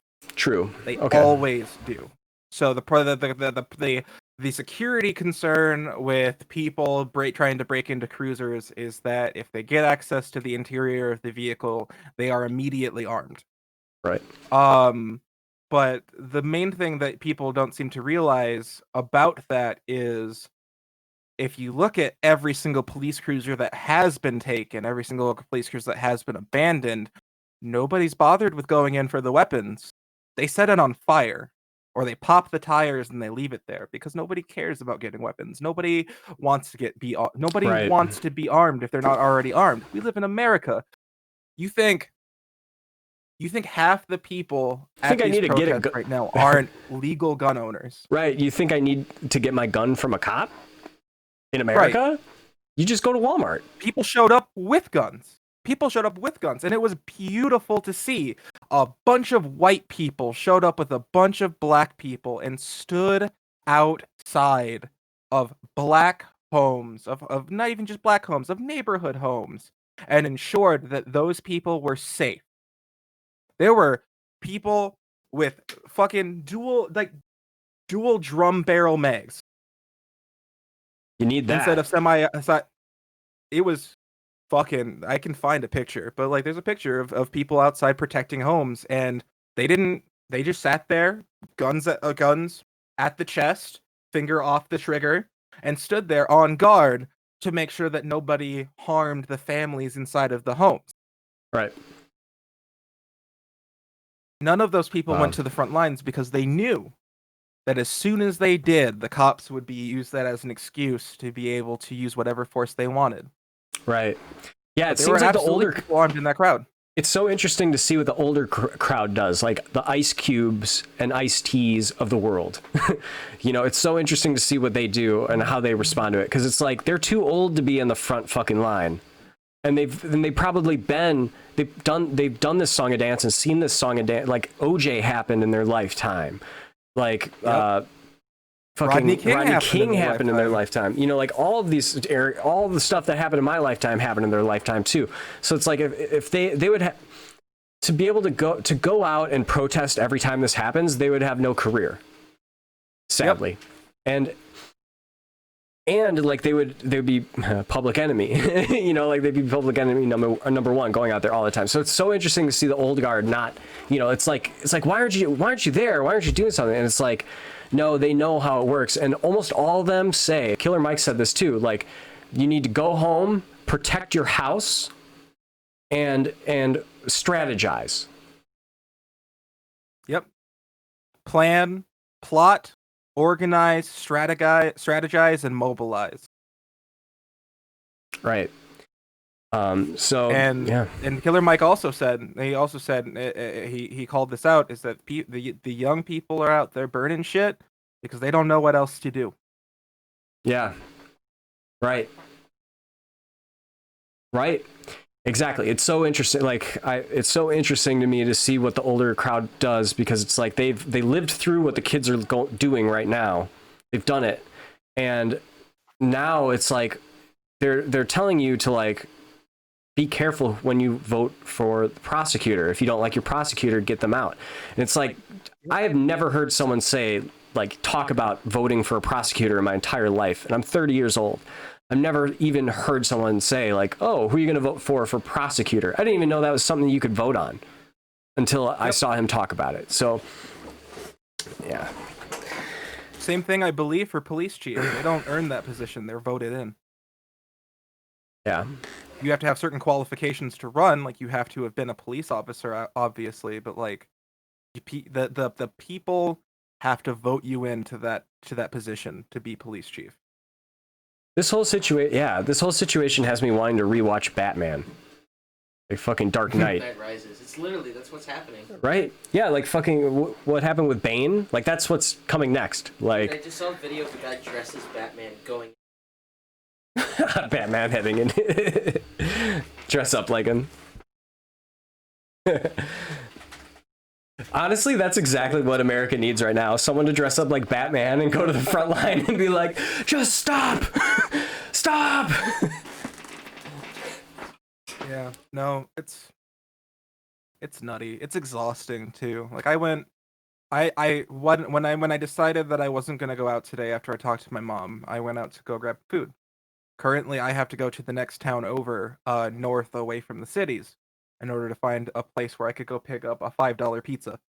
Because everybody else is closed for the most part. All the speedway stations around here are closed. Only the small local-owned gas stations are open. None of the regional brands are open because they're all afraid of looting. And I went into one of those smaller gas stations here in Coon Rapids, and there was a white teenager and a black woman, possibly late 20s, early 30s, working the counter. And I said, "How are you guys?" And they're both just like, "We're tired." And I was like, "Me too." And we talked about it, and we all agreed that like this is exhausting, and it's causing gaps in time. Like on Thursday, I thought it was fucking Wednesday. Yeah, dude, I legitimately went the entire day not knowing what day it was. I went to bed at this entire week's been a blur. I went to bed at like 7 a.m. last night. The day before it was like 5 a.m. Like I have not been able to sleep because it just like, oh, we haven't even talked about the Hitler Youth. We haven't even talked about the Hitler Youth yet. Oh my, those child militias and shit. Oh my god, what the fuck? Now, there's no proof that it's the police departments that are rolling these out, and I don't think that they are. There's no way. There's no way. Especially because it's Georgia. Georgia, if it's going to happen in a state, it's Georgia, Kentucky, and maybe Louisiana. So maybe the police aren't doing it. However, cops know about it. Like, it's probably a cop's family or, like, extended from a cop's family. I would wager to bet. You have to imagine that was like, well, even I don't know if it was Minneapolis that the police officer was from. I didn't look into it very much, but they FBI found an application for the KKK in a cop's home. And that's one thing that people don't really think of is, unfortunately, and it's a stereotype, but stereotypes do exist for a reason. It's a stereotype that the majority of the people who become cops, specifically bad cops, are the people who were bullies in high school or have really negative world outlooks, and they go to become a cop because it gives them that power that they felt when they were able to abuse people without consequence. Mm-hmm. And if there's any group of people that enjoy having power, the power to be able to abuse who they want, it is white supremacists, Nazis, white nationalists, whatever you want to call them. They crave that power, and they crave the ability to take a black person and put them on the ground because either they were brought up thinking that was right, or something happened in their life that makes them think, for whatever reason, that people of color are below them. And a lot of those people, especially in southern states, end up joining or starting militias with their friends, and a lot of them can be cops. A lot of them hate the idea of cops and believe that state should be run by militias only. But the problem is, once people start getting into militias, it's a lot like a cult, where if you normalize that children should be grown up learning how to use these rifles, learning combat tactics, going through army-like training to be waiting for the moment that you can deploy a child militia into a war zone like they're trying to do in Atlanta. It goes beyond common sense at that point. I feel like it becomes an issue of, I don't even know what to call it. It's child abuse is what that is.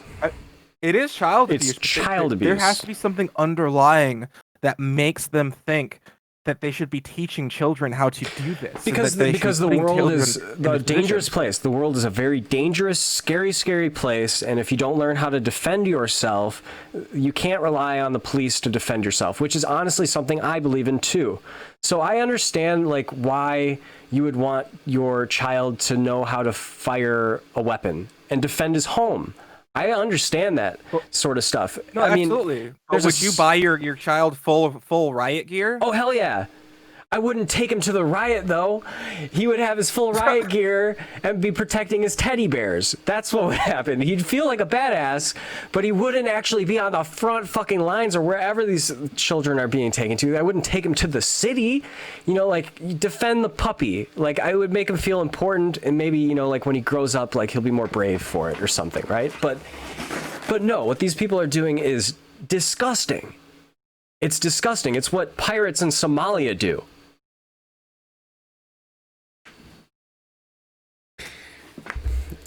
I don't get it, man. Brain was messaging me real quick.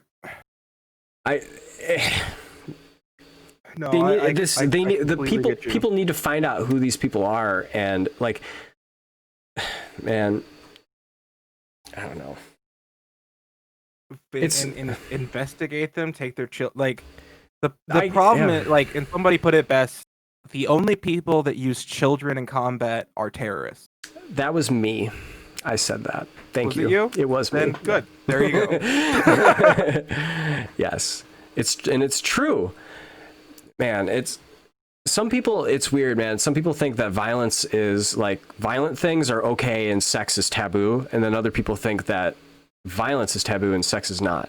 And like, you know, like I caught myself almost saying like, do we need to send child protective services to these people, right? And it's like we have this weird like thing that nobody talks about in this country, because it's not really something you want to have a conversation around your wife and kids. But it's about, you know, like it has to do with this Jeffrey Epstein situation. You get my drift. But like it seems like there are some people who will look the other way when the child abuse is a certain way, and when the child abuse is like prepping them for fucking combat. You know what I mean? Like there's these two strange mindsets that exist. I'm not going to go any further into it because, you know, the evidence isn't exactly laid out.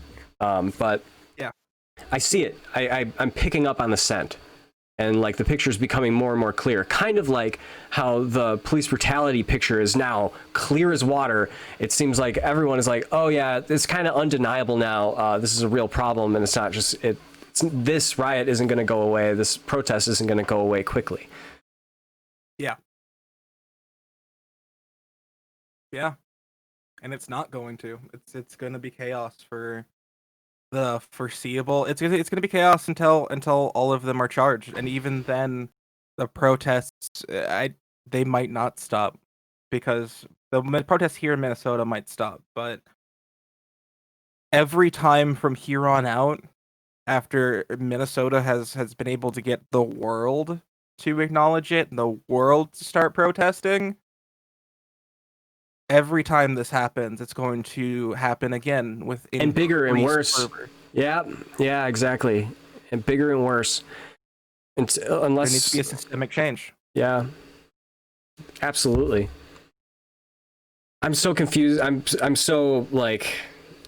I know that there's so much more drama coming tonight. I mean, geez, I haven't checked Twitter in 30 minutes. I wonder what's going on right now. The police are moving in on protesters. I have my friend Steph is currently on the ground. She's been giving me updates.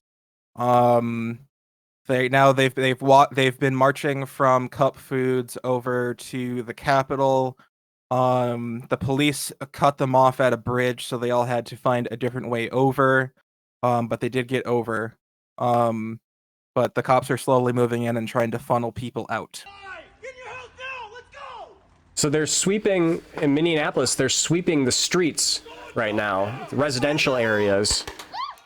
And if you're, oh shit! Get your help now! Let's go! So they're filming. So this family is filming here. I'm gonna play this for the cast here. Imagine you're on your porch filming the cops. Everyone says, get inside, and they start shooting paintballs at you. Get in, get in, get in, get in, get in, get in. Get in.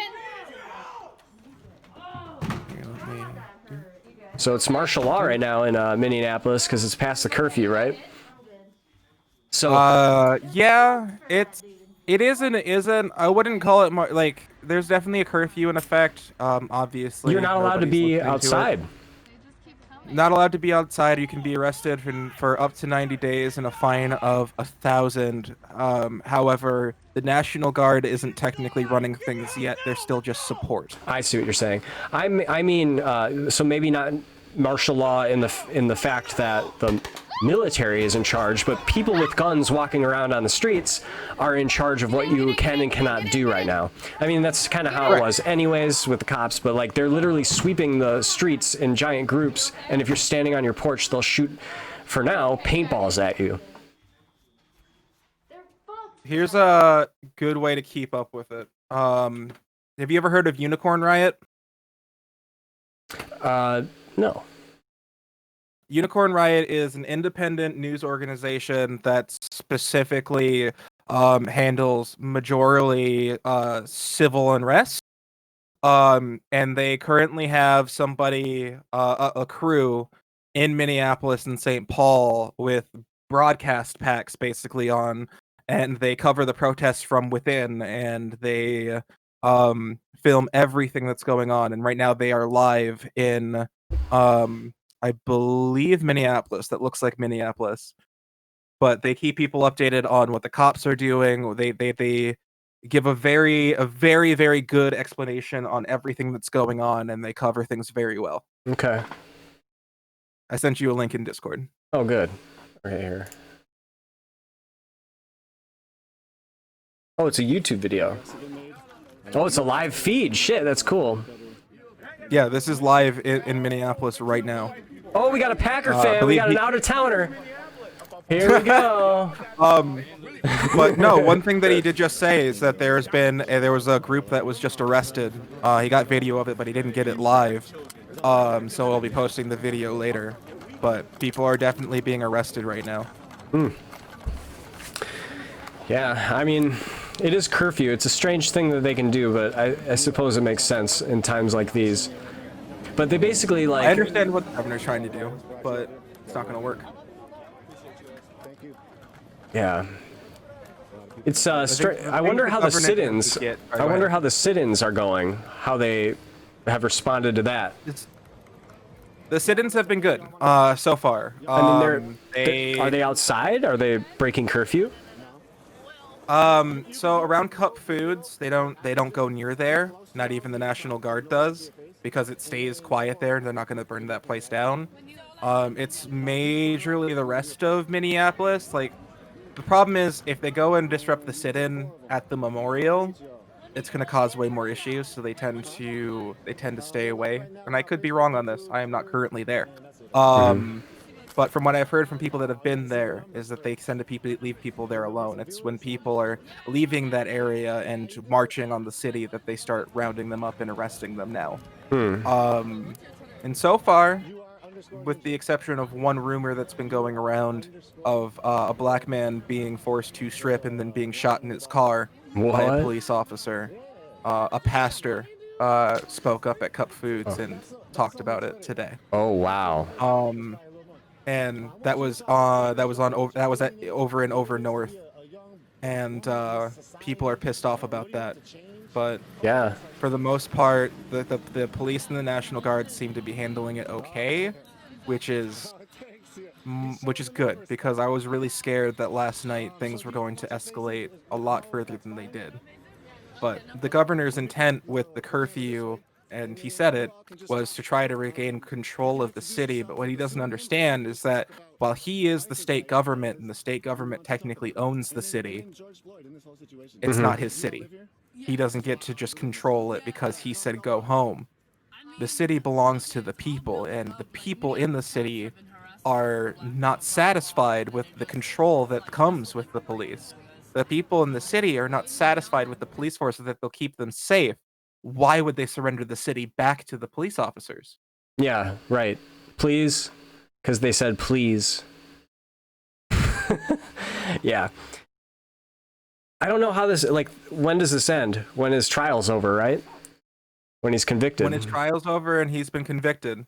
But there's gonna have to be laws passed. So, like, this is where what I fear the most is that, you know, this case goes through, the charges happen, and then just as soon as we're like, hey, maybe we should make some systemic reforms, some other giant catastrophe thing, the October surprise that happens every election cycle is going to happen. You know, like some other, you know, like thing is going to get sprung on the nation that's going to be just as explosive as this, one after another.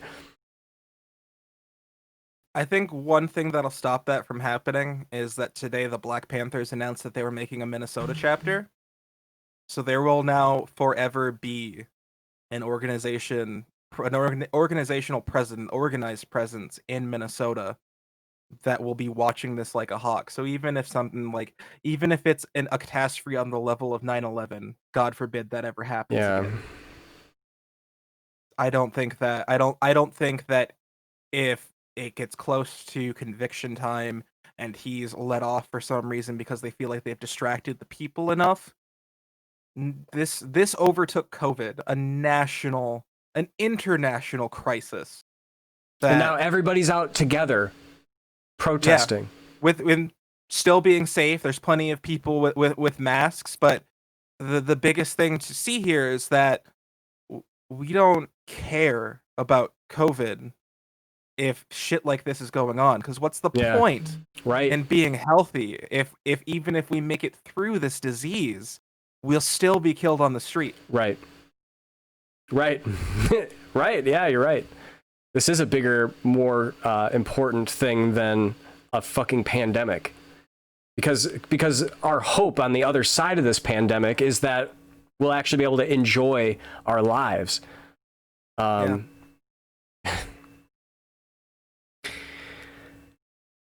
Dude. And I think that's what I don't think a lot of people think about it that way, and I feel like that's why it doesn't hit a lot of people at home. But like for the past for pretty much all this week, I've been off and on bawling my eyes out at my desk watching and reading everything that's been going on, because it hurts so much. Like these, especially because it's here. These are my people. This is my neighborhood. This is where my family lives, where my friends live. And everybody is hurting so goddamn much that it breaks my heart, and it's fucking exhausting to I went out for one day, and I took pictures and spoke to people and yelled and chanted, and my everything hurts. My soul hurts right now. So anybody who's out there, especially the people that have been out there every fucking day, has my utmost respect and admiration, because they have to be so fucking tired. Yeah. They're angry. They're more angry than they are tired. You know? Yeah, and it's amazing. And I've been doing what I can from home, especially the second night when the third precinct was burning. I was doing my Oracle shit, speaking of the Batman universe. Mm-hmm. I was in my chair and I was sit repping. I was on the police scanners. I was watching the live broadcasts. I was letting people that I knew were out there and people who could spread the word know that there were strike teams waiting to move in on the Capitol, and they needed to get out because they didn't want them going into the North Loop, that they were starting to move in on the precincts, that the National Guard was on their way in. So I haven't been idle, even though I haven't been out on the streets, but it's sort of nice that we're allowed. Actually been out there.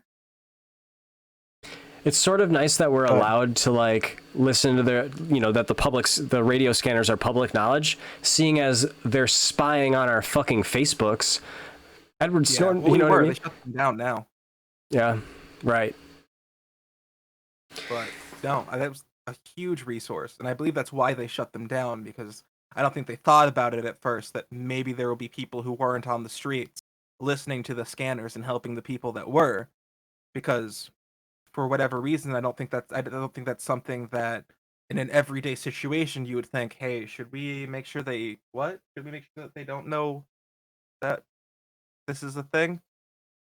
But I don't know. It's weird. It's wild. I mean, so how do you see, I mean, how do you see tomorrow going or the next day? I mean, was anyone making plans? There is going to continue to be food drives for the families in the third.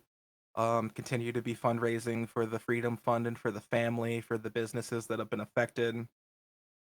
The biggest thing that I think is going to happen tomorrow is I believe that the governor will do another address and talk about how this needs to stop and how we need to restore order. But I think eventually it'll get to the point where everybody, including hopefully, assuming that he doesn't continue to die on the hill that he's on, the president, will be able to see that it doesn't matter what you put in front of us.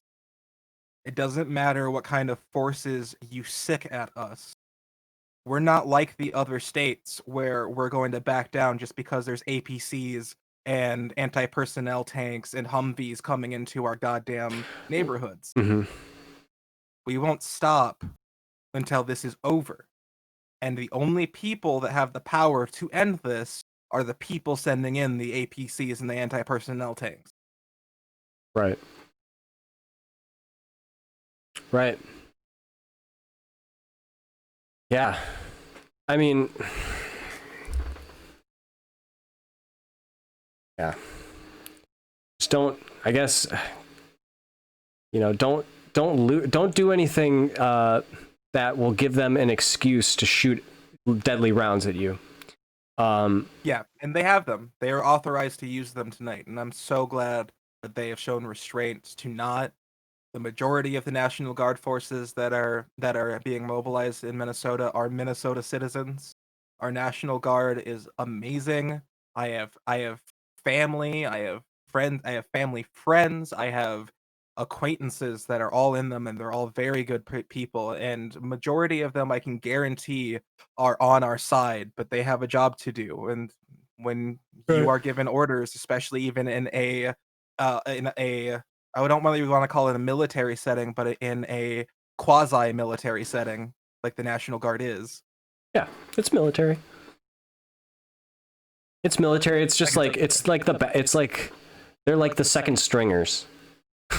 Yeah, but I think they have an investment in making sure that they don't kill their own people, especially not the National Guard. I feel like, yeah, no, absolutely. I think that if they were to move the army in and it wasn't local army officers, the story might be a little different. But these are people from Minnesota doing the job that they were given in Minnesota, and I respect them. I understand that they have to be here. I appreciate them not using lethal force unnecessarily, and they haven't used it yet because it's not necessary. And I believe that calling them in is an overreach, escalation, and it only sets the stage for worse things to happen. Right, because we're not shooting. No rioter is shot. As soon as they do, it will be a war.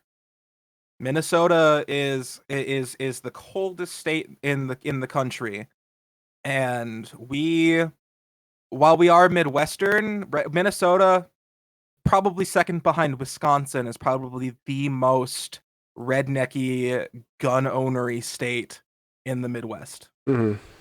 Yeah, for sure. And majority of the gun-owning rednecky people, because Minnesota is a big state with a lot of people, but we're very concentrated in a certain area, and it's all around the Twin Cities. And the good thing about Minnesota is that enough of them are with the cause and hate seeing this to the point where if they start firing, there will be people on the streets with their weapons and it will not be pretty, and nobody wants to see it go there. But if people start really dying, this won't be like other cities. Yeah. They will fight back. The people in those neighborhoods, the black people, the white people and black people in the surrounding neighborhoods, everybody will be out there. Anybody who thinks that this issue is worth more than their lives, and there are a lot of them, will fight back, and it will not be a pretty moment in American history. Yeah. Yeah. And that's scary as fuck also at the same time. What's scary to me as well is this whole MAGA night thing that he's doing is making it so, like, if that does happen, if the cops shoot at you guys and then like you guys shoot back, you have the fucking people who live up in bumfuck nowhere, Minnesota. They're going to come out with their red hats on, and you're going to have absolute chaos in the streets. That's what I don't want to see. Yeah. And I really hope that it doesn't get there. But if it does, then I don't want to say then it does, but it's not something that's going to end with people giving up and going home like in other cities. Minnesota is a unique place, I think, where when it comes to defending our way of life and defending each other, we are very, very passionate about it. Mm-hmm. And I think my brother Shamar, when he was on Radio France, put it best. He said, in Minnesota, we have a standard to uphold. We have Minnesota nice. If you come here and you treat us nice, you are going to be treated with respect. You're going to be treated with love. Mm-hmm. But if you come here and are disrespectful and threaten our people, that Minnesota nice goes out the window. Yeah. All right, man. I think we're gonna end it here. I'd like to keep talking to you though afterward, just to see what your plans are, but I don't want to air out what your plans are over over the internet waves publicly. I mean, I think we already talked about it for the most part, but like, I mean, we'll talk. It's fine. Like, I understand. All right. But yeah, I want to say peace out to everybody. Stay safe. Look up Hong Kong Riot Gear 2020. That's a good one. And just stay vigilant. Take in the information. Like, remember numbers. Because I understand people don't really care about the numbers, but like they want to know that you know them, because at least that, like, you know what I mean? It's important. So yeah. Stay safe, and hopefully this begins to de-escalate and we get justice soon, but it doesn't look like that's going to happen. So I hope. All right. Peace out. Episode 2 done.